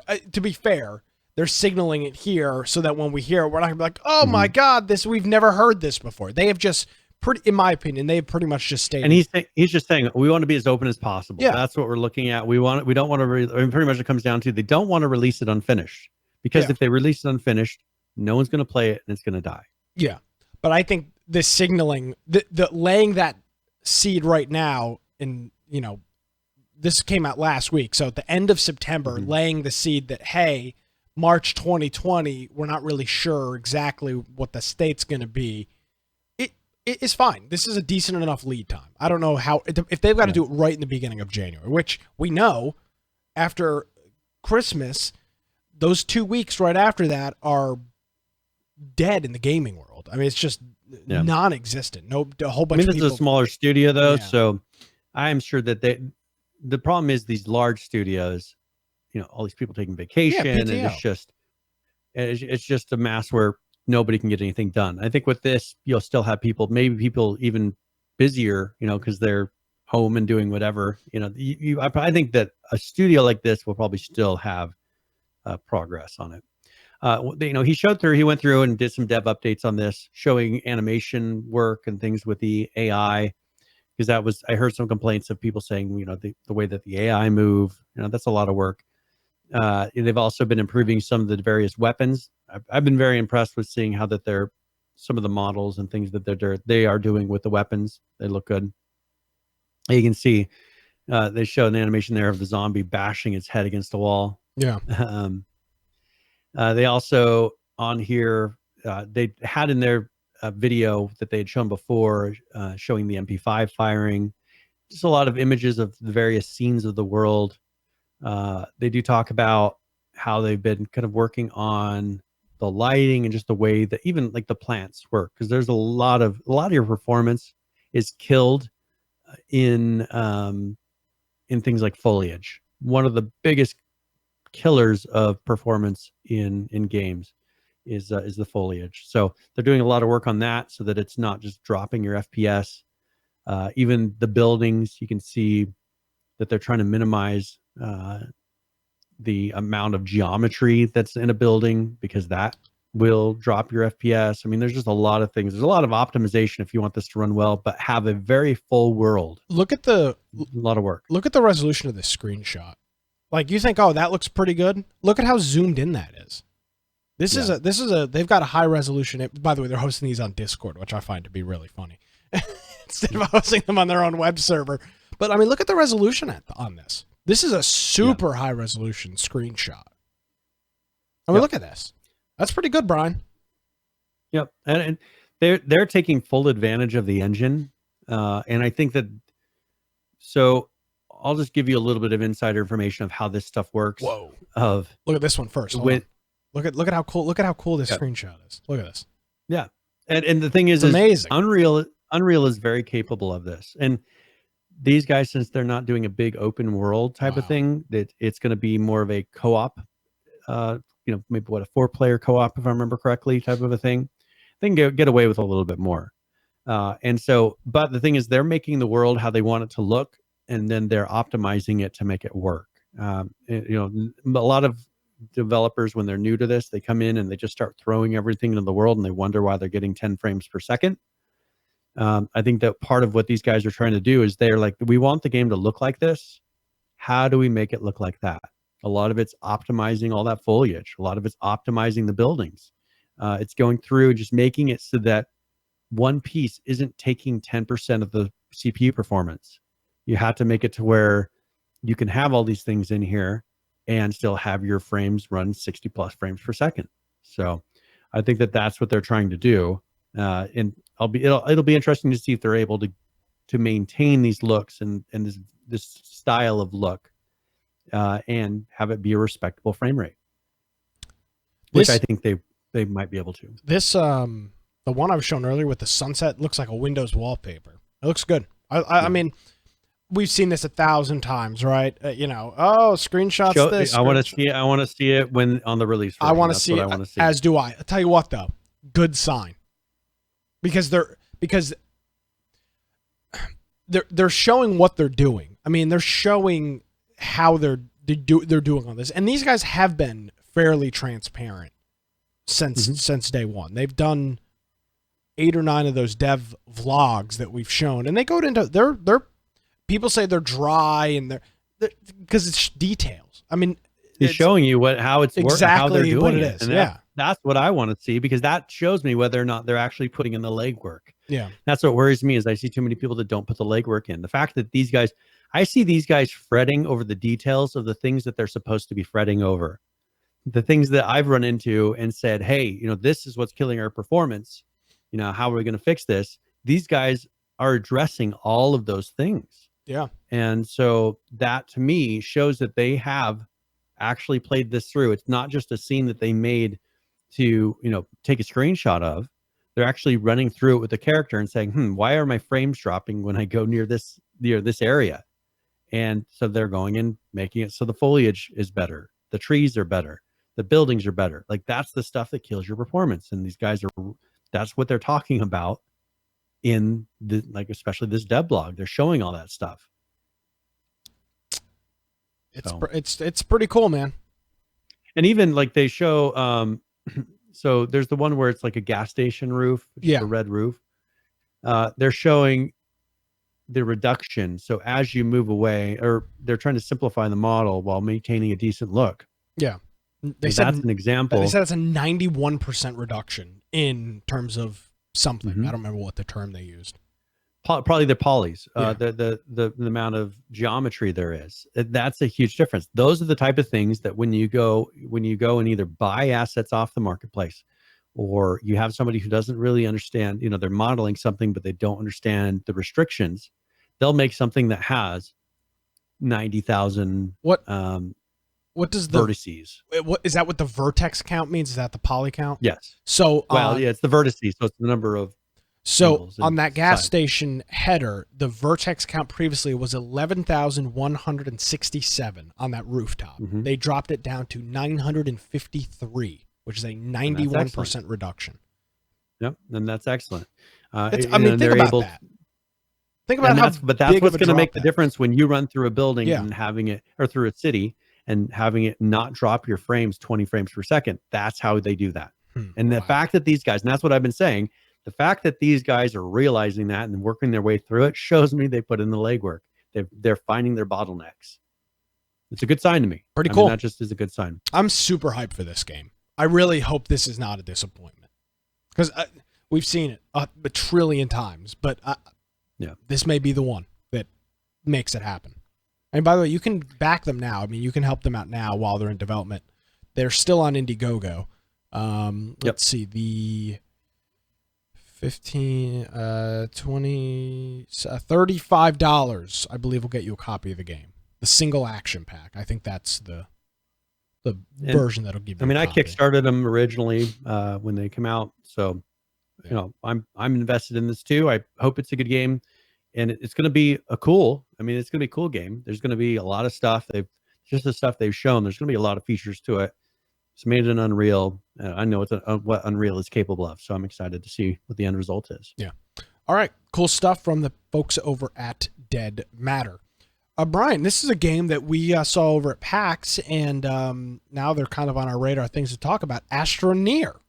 And they have got their roadmap and an update of their roadmap on what they're working on. So they've done their summer update, they did their lunar update, and they did their exploration update, which is what you actually got firsthand experience Came out right with. at that time, yeah. Yeah, you were playing that for a little while. There's some B-roll in your interview with the Astroneer team. But for the rest of the year is the Wander update. That's what we'll have out here by the end of September. The groundwork update, which looks like it's going to be revolving around base building and different components that are maybe turrets and things like that are groundwork things. And then for November, a creative update, and they've got a kind of like a pimped out jetpack with looks like speakers and whatnot on it and some different colors. So working on some things to make the game a little bit more creative. And then they're not really sure what's on the slate for December yet, which we know is kind of a weird month in the development world. So with that being said, this is a pretty good roadmap, and this is a game that is constantly keeping things up to date and has a pretty nice player base. So cool stuff from them. And it's a very fun game as far as if you're into that style of game. Yeah. This is one of the ones where, as I said before, I was playing some games and I was like, I just wish this had more. And then this is the one that I kind of found based on, I wish I had a game like this that just had more of, and then you name those things. This is the game I found that filled all those blanks. So I think it's a very good game. Check it out. And they're going to be having new content throughout the year. So you know that they're going to continue to update it. Absolutely. Cool stuff from the Astroneer folks. Now, there's a video. We've been talking about a game that's going to be coming out here soon called Last Oasis. And this is the one that's where you are trying to remember the Earth. Once the Earth is kind of stopped rotating correctly. And so slowly the backside of it's turning to ice. The front side is burning up. And so you're trying to maintain being in that kind of sweet spot of where the Earth is. And so they put out a video. This is just a little video, promotional video that's a 1 minute, but figured we'd play it since it just came out. Yeah, let's take a look. Between the ice and the heat is the last oasis.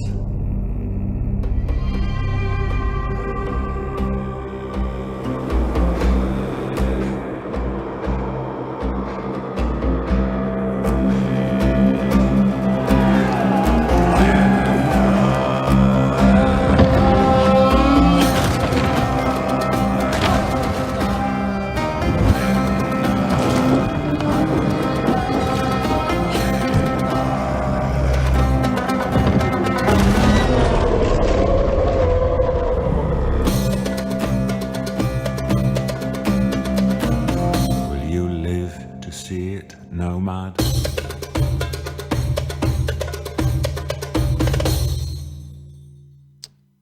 All right, they want you to go ahead and wish list it on Steam. Pretty cool video from Last and it'll Oasis, be out folks. February of 2020. Yeah, so when they're planning on releasing it, coming up here in just a couple months. And by the way, this is these are the guys that just postponed the release, right? They were it was supposed to be out. Was it this month, September, or was it at the end of September? Or was it October? It was like right around this time period. I think it was like they were supposed to do it like 2 weeks ago. If I remember correctly. Yeah. So they postponed that, and now they're expecting it to come out here in February. So they postponed it. Yeah, the 26th. The 26th of September is when they officially announced the postponement. Gotcha. So that's going to be coming out here in a couple months. And as long as, you want something that's fairly playable, this is going to be kind of an early access thing. And it's going to be relying a lot on multiplayer combat and all this. So you want something at least playable where people say, oh, it's broken. You don't want people just quitting immediately when you put all that work in. Yeah, absolutely. So one thing, Minecraft, I know your favorite game. Oh yeah, Minecraft. They are reworking and redoing some of the new biomes. First of all, the Nether is going to be reworked. Oh, thank God. They're going to be adding some new, they'll be calling it piglin beast mobs to it. Oh, cool. And so also they're adding in some new biomes. One's Soul Sand Valley, Netherwart Forest, and a couple others. So some changes coming to Minecraft, a game that just will not die. It keeps coming. Brian, I want to adding new things. I want to relay a comment here that I just saw in chat from our viewer here, Phantom. He says, "First time catching the podcast live. Been listening on iOS for a few months now. You guys make the commute fly by. Love the content. Thank you. We appreciate that. We've been asking our audio only silent listeners, is what we'll call them, people that just listen to the podcast and go on with their day, to Lurkers. Yeah, lurkers. That's a better word to use. To reach out to us and let us know that you exist, because it's hard. It's hard to extrapolate all that data. So, Phantom, thank you for listening. We appreciate your support, and thank you for tuning in live. It's well, as long great as to have you in his chat. commute isn't on the subway or something and he falls asleep, and it just makes it's perfect for making him fall I'll tell you asleep. what, I listen to. If that's what it does, I guess, whatever. Yeah, Brian, there's a podcast I listen to when I have, you know exactly what this podcast is. When I'm having a hard time to go to sleep, Security Now with Steve Gibson is the podcast of choice. You want to hear about SQL injections and Windows XP exploits? It puts you out like a baby. I mean, there's nothing more boring than that show. So Great knowledge, but boring. One thing that drives me crazy with that podcast, and I was listening with somebody a couple months ago, and he's got his, I don't know, the word things that he does, like he'll say, or like noises or whatever he does, that just drive me up the wall, because they're things that he repeats that usually, as a person who's broadcasting for a while, Nick, I know you listen to the podcast back again. I do. One thing that helps to do is to get rid of those ticks, whatever it is, things that you use for delaying. Yes, exactly. They're words that you use when you're thinking to try to fill the time. Well, that gets really annoying in a podcast, and I think you'll notice that Nick and I generally don't do that. And if we do, why? Tell us. But the reason we don't do that is because we listen to ourselves. And when I first started doing this, I would listen to myself and say, I can't stand the fact that I go, I sound like an idiot. I'm like, yeah, this drives me crazy. So I stopped doing it. And with him, he's been doing that podcast for so long, and he does all the same ticks, and it just drives me. And I enjoy some of the content.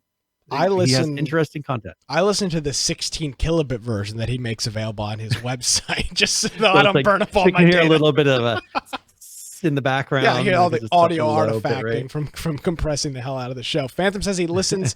He has an hour back and forth on the subway. It says it keeps him awake. So. There we go. Awesome. Oh, it keeps him awake. Okay. Yeah. So, hey, just making sure. Thanks for joining us live. We really do appreciate it. Yeah, if you're an audio listener out there and you can make it here live on a Tuesday, just pop in chat, say hello. We'd love to get your acquaintance and make sure you join our Discord and whatnot and hang out in there. All right. So we got Minecraft. What else? What else we got on the plate here? I see an update on here, but there's no update, Brian. Okay. So, well, first of all, let's go to Conan Exile. I'm sorry. I was talking about Atlas. There's no update. There's an update, but there's no update. There is an update. Well, then the show notes note says no update. Oh, sorry. That's from the old, from my copy and paste. Ignore that. What are you talking about? I don't see it anywhere. It doesn't say that on there. I'm sorry. Anymore. Okay, let's talk about Conan. Now I look like an idiot. Now I'm going to have to listen to the podcast and be like, God, I sound like a real jackass. So that's where you had to pay attention to the current version. They actually jumped up in version numbers. So which game are we talking about first? No, let's do Conan. Let's do the thing for Conan Exiles, because this is a little bit of an announcement. All right. What is? Oh, we're just showing the video. Yeah, just show the video and then we can discuss a little bit after. All right, here we go.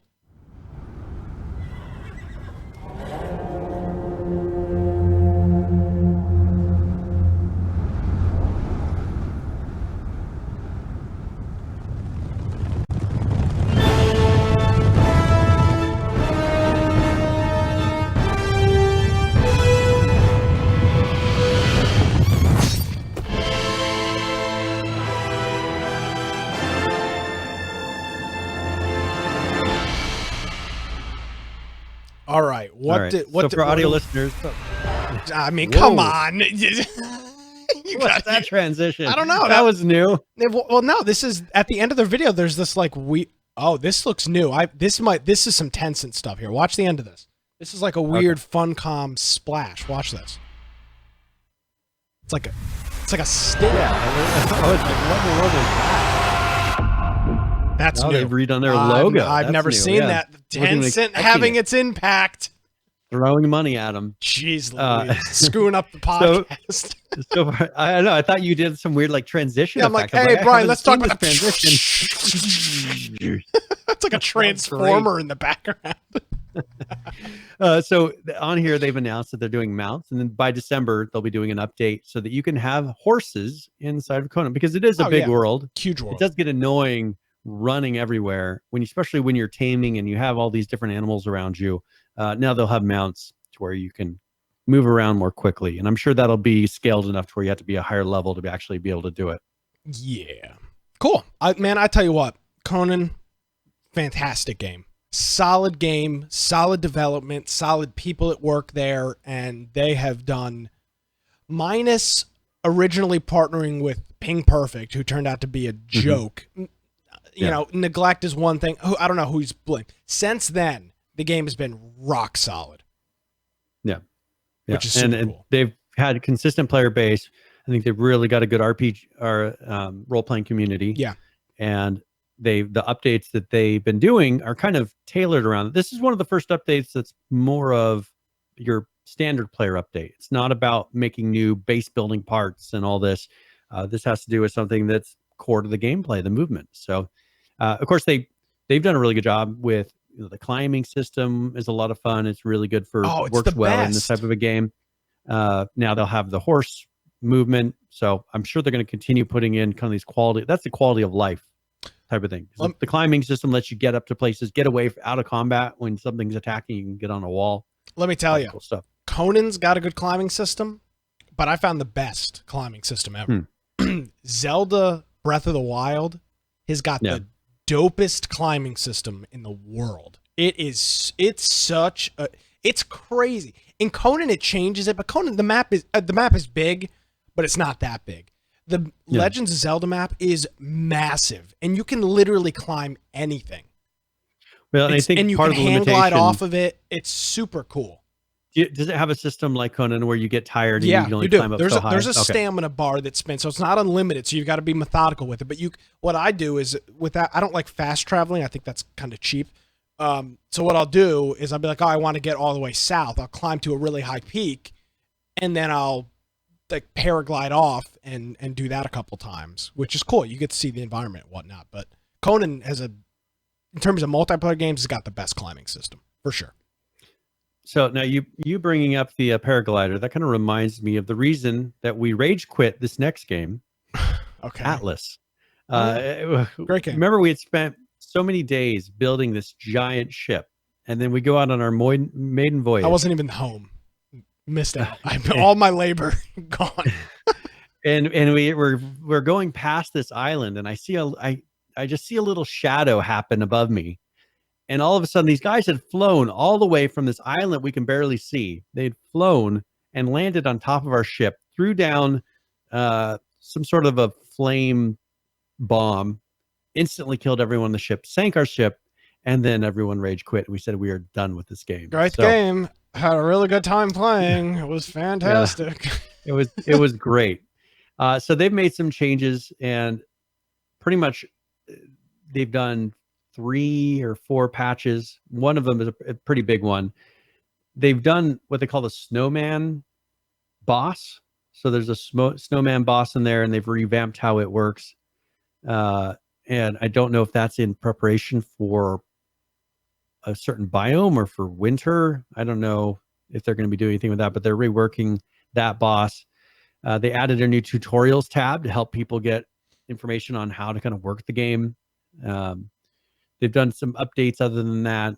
They've fixed a lot of issues in the world.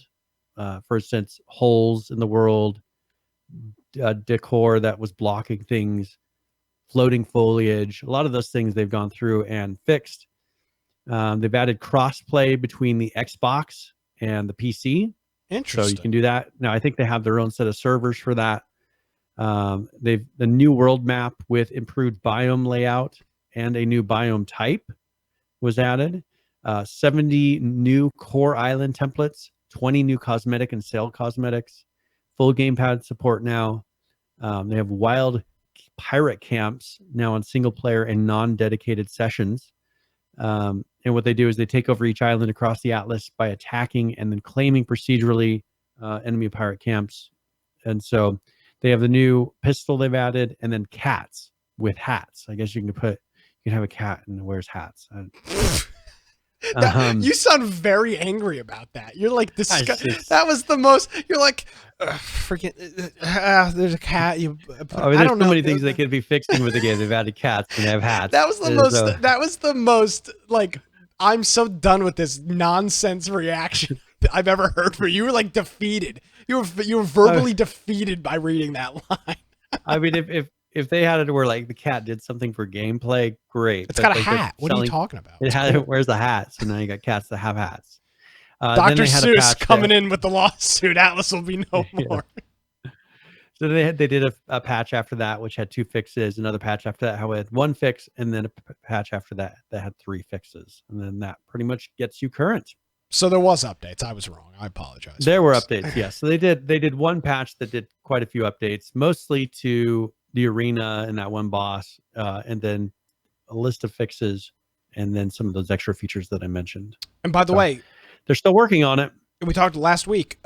This game is out on Xbox next week, 7 days from today, October 8th. It will be out. So, and then the cross play, I think you'll have to do through you'll have to do separate servers. So you have to be on servers that are somehow compatible with the Xbox servers. Yeah, I don't know how that's going to work. It's not standard servers. So I wonder if we can get a copy of this for the Xbox and see how that works with crossplay. Yeah, we've been nothing but positive about the game. I'm sure they'd have no problem. Yeah, I'm sure giving me a copy. Well, you win some, you lose some. So SCUM, they came out with another update, okay. And now they also have their new comic. So if you're following that, number 27, I think, comic number 27. Wow, so that's something to keep an eye on. High quality comic here. Literally nothing. One word. Some words at the bottom. What's it say? Well, Dina, wish me luck. Wish me luck. There you go. Just added a bunch to the story. So in their 0.2.56, I need to look up at some point. I made a thing where I said if they reached a certain version number that I would play this game again. Zoomed in Brian as he's like, look, I was trying to find my. Did you lose the notebook? No, I got it right here. Okay. I, to reach, it's I found mine the other day. I did some cleaning around here. I was like, hey, there's my new egg notebook. Well, I had to see when I said that I was going to play this game again. I said that it's got to be here somewhere. Oh, when it reaches 0.3.1. That's what I said. I guess I should probably change that to 0.3.0. You can't change a prediction. Okay. Well, but man, imagine how long it's going to take him to get to 0. I guess we'll see. As long as they don't do like 0.0001. Like a good wine, Brian. It will get better with age. Yeah. So once they get to the 0.3.1 version, I'll go in there and give it a serious try again. Now, one thing they added in this is digging, so you can now dig inside of SCUM. So there's a little video for that if you want to show get that pulled up the here. digging feature. Yeah, but this also, they've gone through and done some improvements, such as they've added a compass for navigation, and then here you can see the digging. There's no talking, but you can see he's picking up a shovel, and he is going to dig at the ground here. There's no audio on this video either. And you're able to bury. So here's a box. He put something in a box, and now he's going to bury that box. So I guess kind of like a stash, the old H1Z1 stashes. Interesting. So you buried a box in the ground. You can store items in that box. Yeah, but you have to dig it up to look in the box, I think. No, what did he just do though? Did he? Yeah, I think he went to his inventory. F to unbury. Yeah, I don't think he viewed the box. But I think did he interact with it? Because it showed. No, that's his regular inventory. I think. Well, hold on. No, what does that say? Well, no, I think it was interacting with the box. Can't see it. Damn it. If you pause it, because it had an interaction menu. Yeah, right it says F to unbury, and it says vicinity. Okay, you see it in the vicinity. Okay. So you don't actually interact now with he's the able. box. Now he's able to unbury it. Jeez Louise. So, by the way, this video is like 4:3. I don't know how they managed to produce a video with black bars on the side. in 2019. And then as far as the compasses, they've got various levels. So first instance, level 1 compass, which is very simple. It pretty much, you can see just the north. So you can see when it's pointing north, or, it has a marker for where north is. Level 2, you see 4 sides. So it has northeast, southwest. Level 3, it has all the 8 sides. So the subs of those. And then the level 4 has degrees. Cool. It's more detailed. They've added personalized signs. They've added military bases, and they've added some new armor to the game. And then, of course, they've done some translations and then bug fixes. So that was the armor looks pretty good. Yeah, it came out very well. I mean, they're adding. Yeah, that's one thing I like about this game is it looks good. It even plays well. But nobody plays it. A lot of people aren't playing it. And then they've added the 0.2.57.17299, where they've been changing some things with the drones. And then they did a lot of bug fixes on there. With the drones, they have it to where you can now fly through objects while in admin with an admin drone. So maybe, you're managing a server or something. They have it to where you can kind of watch people and do different things. You also can have a fly silent mode. And they remove collision from that. Drone visit times have been cut in half. They will visit you less often now because those drones come in and they kind of harass you when you're playing. They made it so that happens less often. And just some reworks too. A lot of bug fixes and things like that. So nice. And then let's see, Realm Royale, they came out with an update. Oh, okay. OB22, which is always weird, the way they word these. But one thing they did is they have their battle pass, they're calling Bach Ops Battle Pass. So they have 50 levels of futuristic military cosmetics. So that's the theme of this one. And you can also unlock the premium track of the battle pass for 900 crowns, or unlock the battle bundle, which contains the premium track and 20 immediate levels for 22,250 crowns. They have a third ability slot. They also added gyro support for the PS4 and Twitch, which will be interesting to see. Switch. How the PS4 and Switch. Did I say Twitch? You did. Yeah, Switch. I was like, what? Which it'll be interesting to see how they're going to incorporate that into the actual game of moving your controller and moving. I'll try it on the Switch. That sounds like it'd probably be pretty fun. Yeah, be interesting to see how that actually affects it. Input-based matchmaking. So, good move. Players who use controllers, you can have it to where you're not matching against keyboard and mouse. So that's wrecked. Yeah, we've been talking about that controversy a little bit. They've changed the number of players required to start a custom match. It's been lowered from 24 to 12. So with 12 players, you can do a custom match. They're having a rank reward coming in OB23. So the next version, they're going to have a rank reward. And then they now have done PS4 crossplay. So you can now play against PS4 players. Thanks, Sony. They did some updates to the map. So Fungal Jungle is in there now. And then they just pretty much did a lot of balancing to weapons, talents, runes. They did some polish, quality of life things.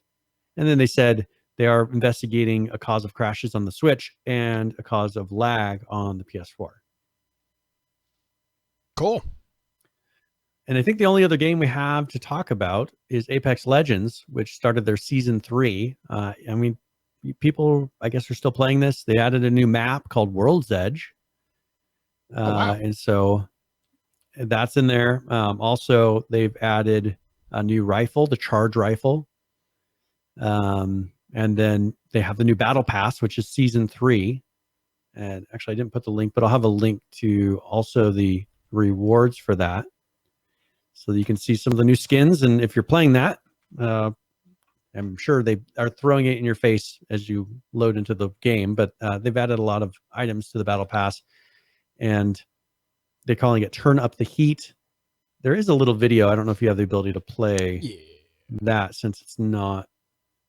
Oh, is it not on YouTube? Actually, it is. Oh, yeah, actually it is. You have to click it to find that out, though, because they skinned it above it. Where is this? There's no video in this post. It is. Oh, you added another link. Hold on. You added a different link. Sorry. Yeah. We'll get this. Making you work on the fly here. Hey, this is my game. Let's see. Oh, it's long though. You want to play the whole thing? How long is it? 3 minutes. Yeah, we got time. Okay. We'll be good. All right. Let me get this queued up, and here we go. Apex Season 3, Battle Pass. Here we go. After we look at it. Here we go.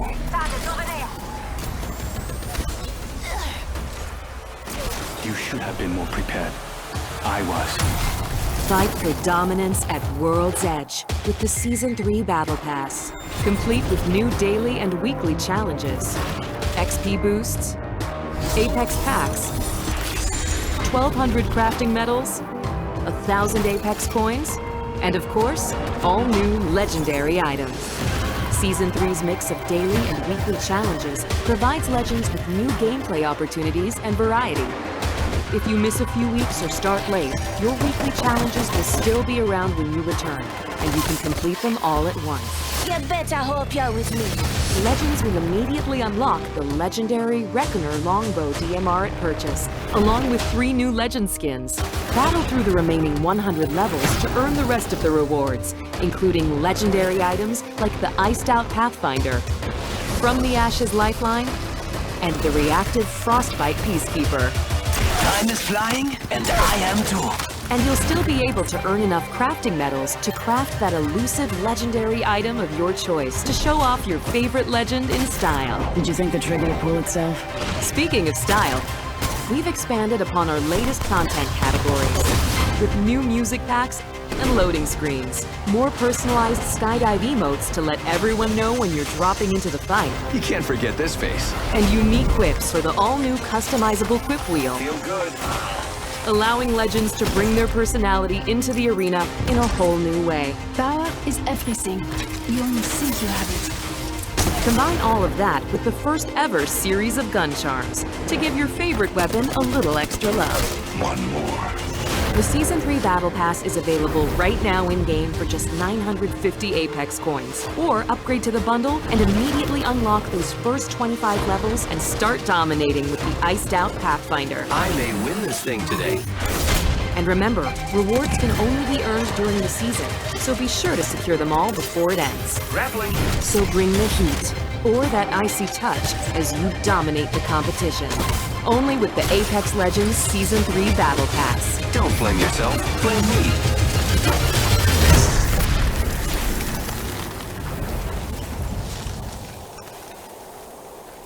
All right, I'll make sure to turn the audio down there in case there's some crazy sound there at the end. That was a really good video. That was a really good demonstration of what is available. And that's the thing, is it was packed with, here's all the new stuff. They didn't sit there and dwell on anything. They did a really good job of, there's a lot of stuff in this Season 3. Charms, I don't really care. Yeah. I guess for people who played a lot, like, those are things that you're kind of going for. But there's a lot of cool skins. It's just, for people that are playing this is the kind of stuff that kind of keeps you playing throughout the week. So I'm looking. So the Battle Pass,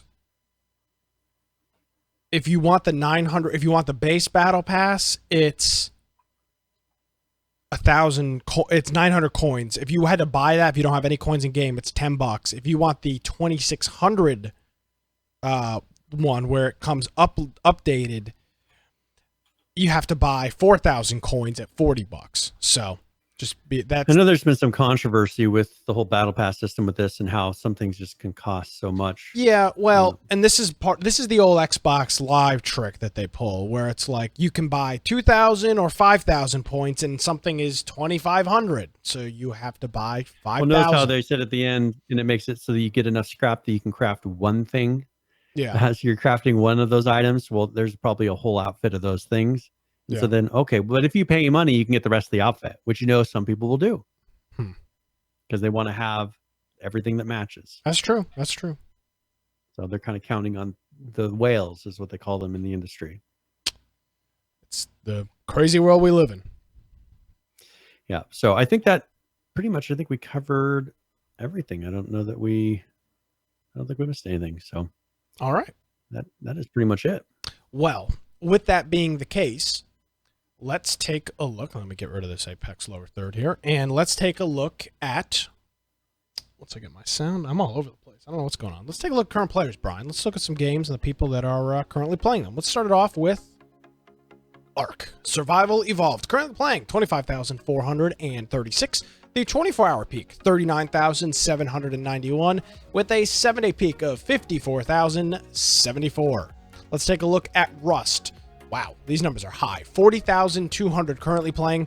The 24-hour peak, 51,493, with a 7-day peak, 72,366. Really solid numbers from the folks over at Rust. Let's take a look at Miscreated, currently playing 489, the 24-hour peak, 700, with a 7-day peak of 829. And finally, PlayerUnknown's Battlegrounds, currently playing 92,259, the 24-hour peak, 570,466, with a 7-day peak of 597,088.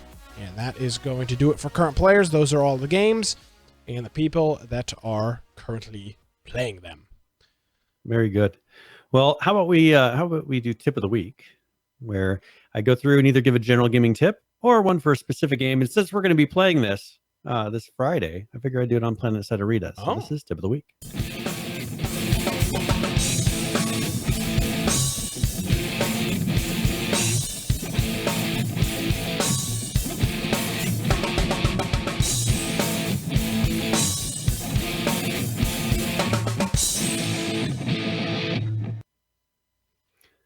All right, so I figured I'd just give a little information. Probably most people here haven't even tried it yet, but there's going to be two types of vehicles in Planetside Arena. First of all, you have the Flash and then the Tempest. The Flash, it's a quad bike. It's similar to one that exists in Planetside 2 already, and it's really good for doing air jumps. You could try to jump above the enemies and fire on them from there. The Tempest, though, is a hover bike, and they haven't had a hover bike in Planetside yet, and it does best with horizontal movement. And it's going to be what most players are probably going to use. Another thing that they have in here is there's not really a big inventory type of system in Planetside Arena. And it works off of an upgrade system, which we've talked about before, does better when you're trying to kind of accommodate consoles or people playing with controllers.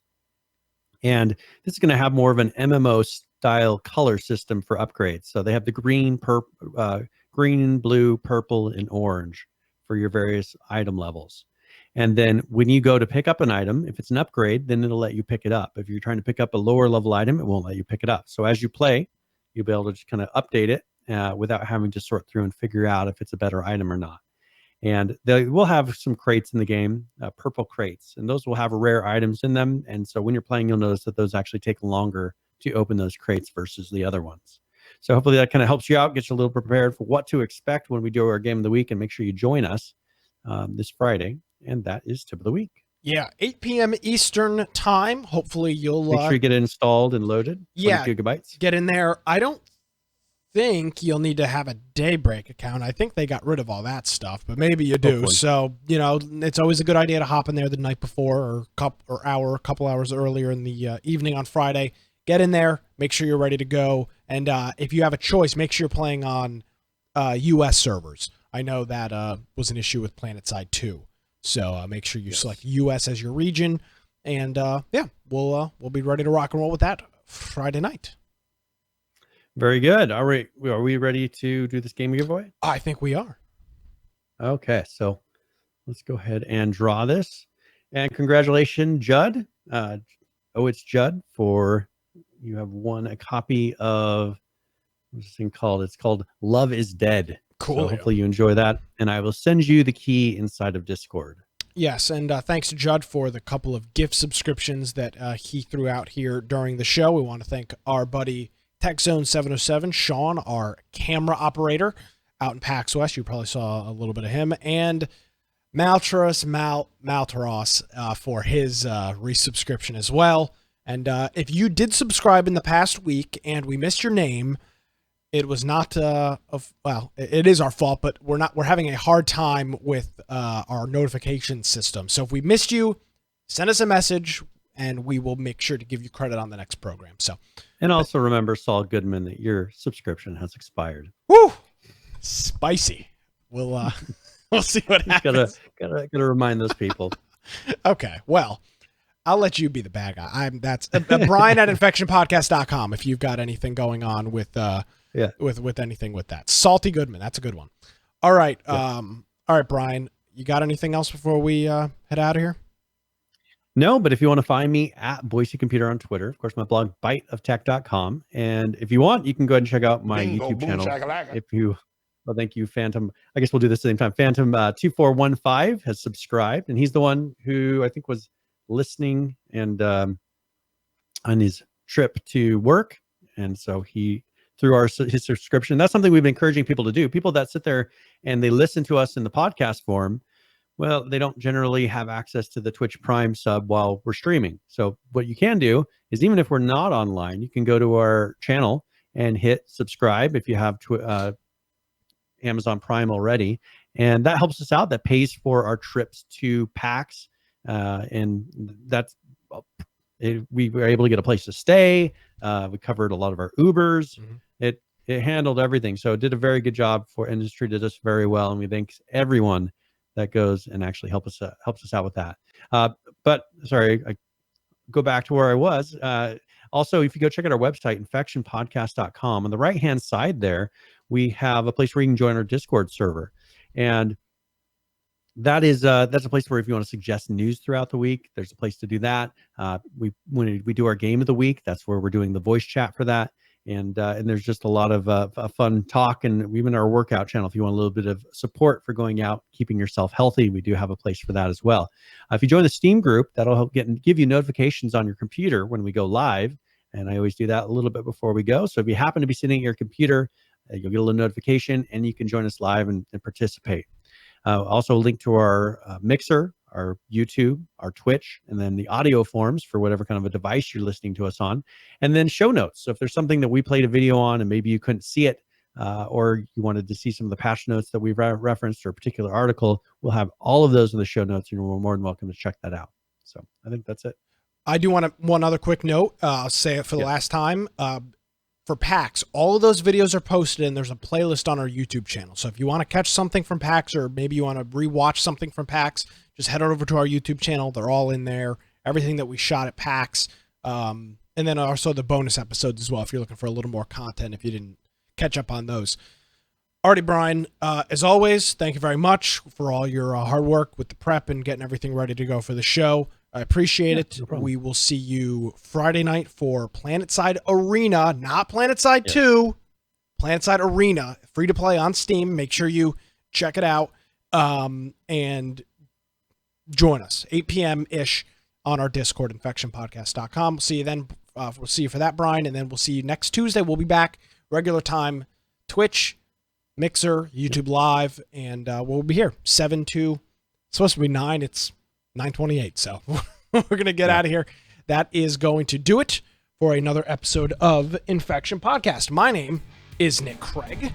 You can follow me on Twitter at Nicholas M. Craig. Check out my Gab at Nick. Of course, our website, if you missed any portion of the show, show notes, links, all that fun jazz on our website. It's infectionpodcast.com. Thank you so much for joining us, everybody. Have a great week. See you next time.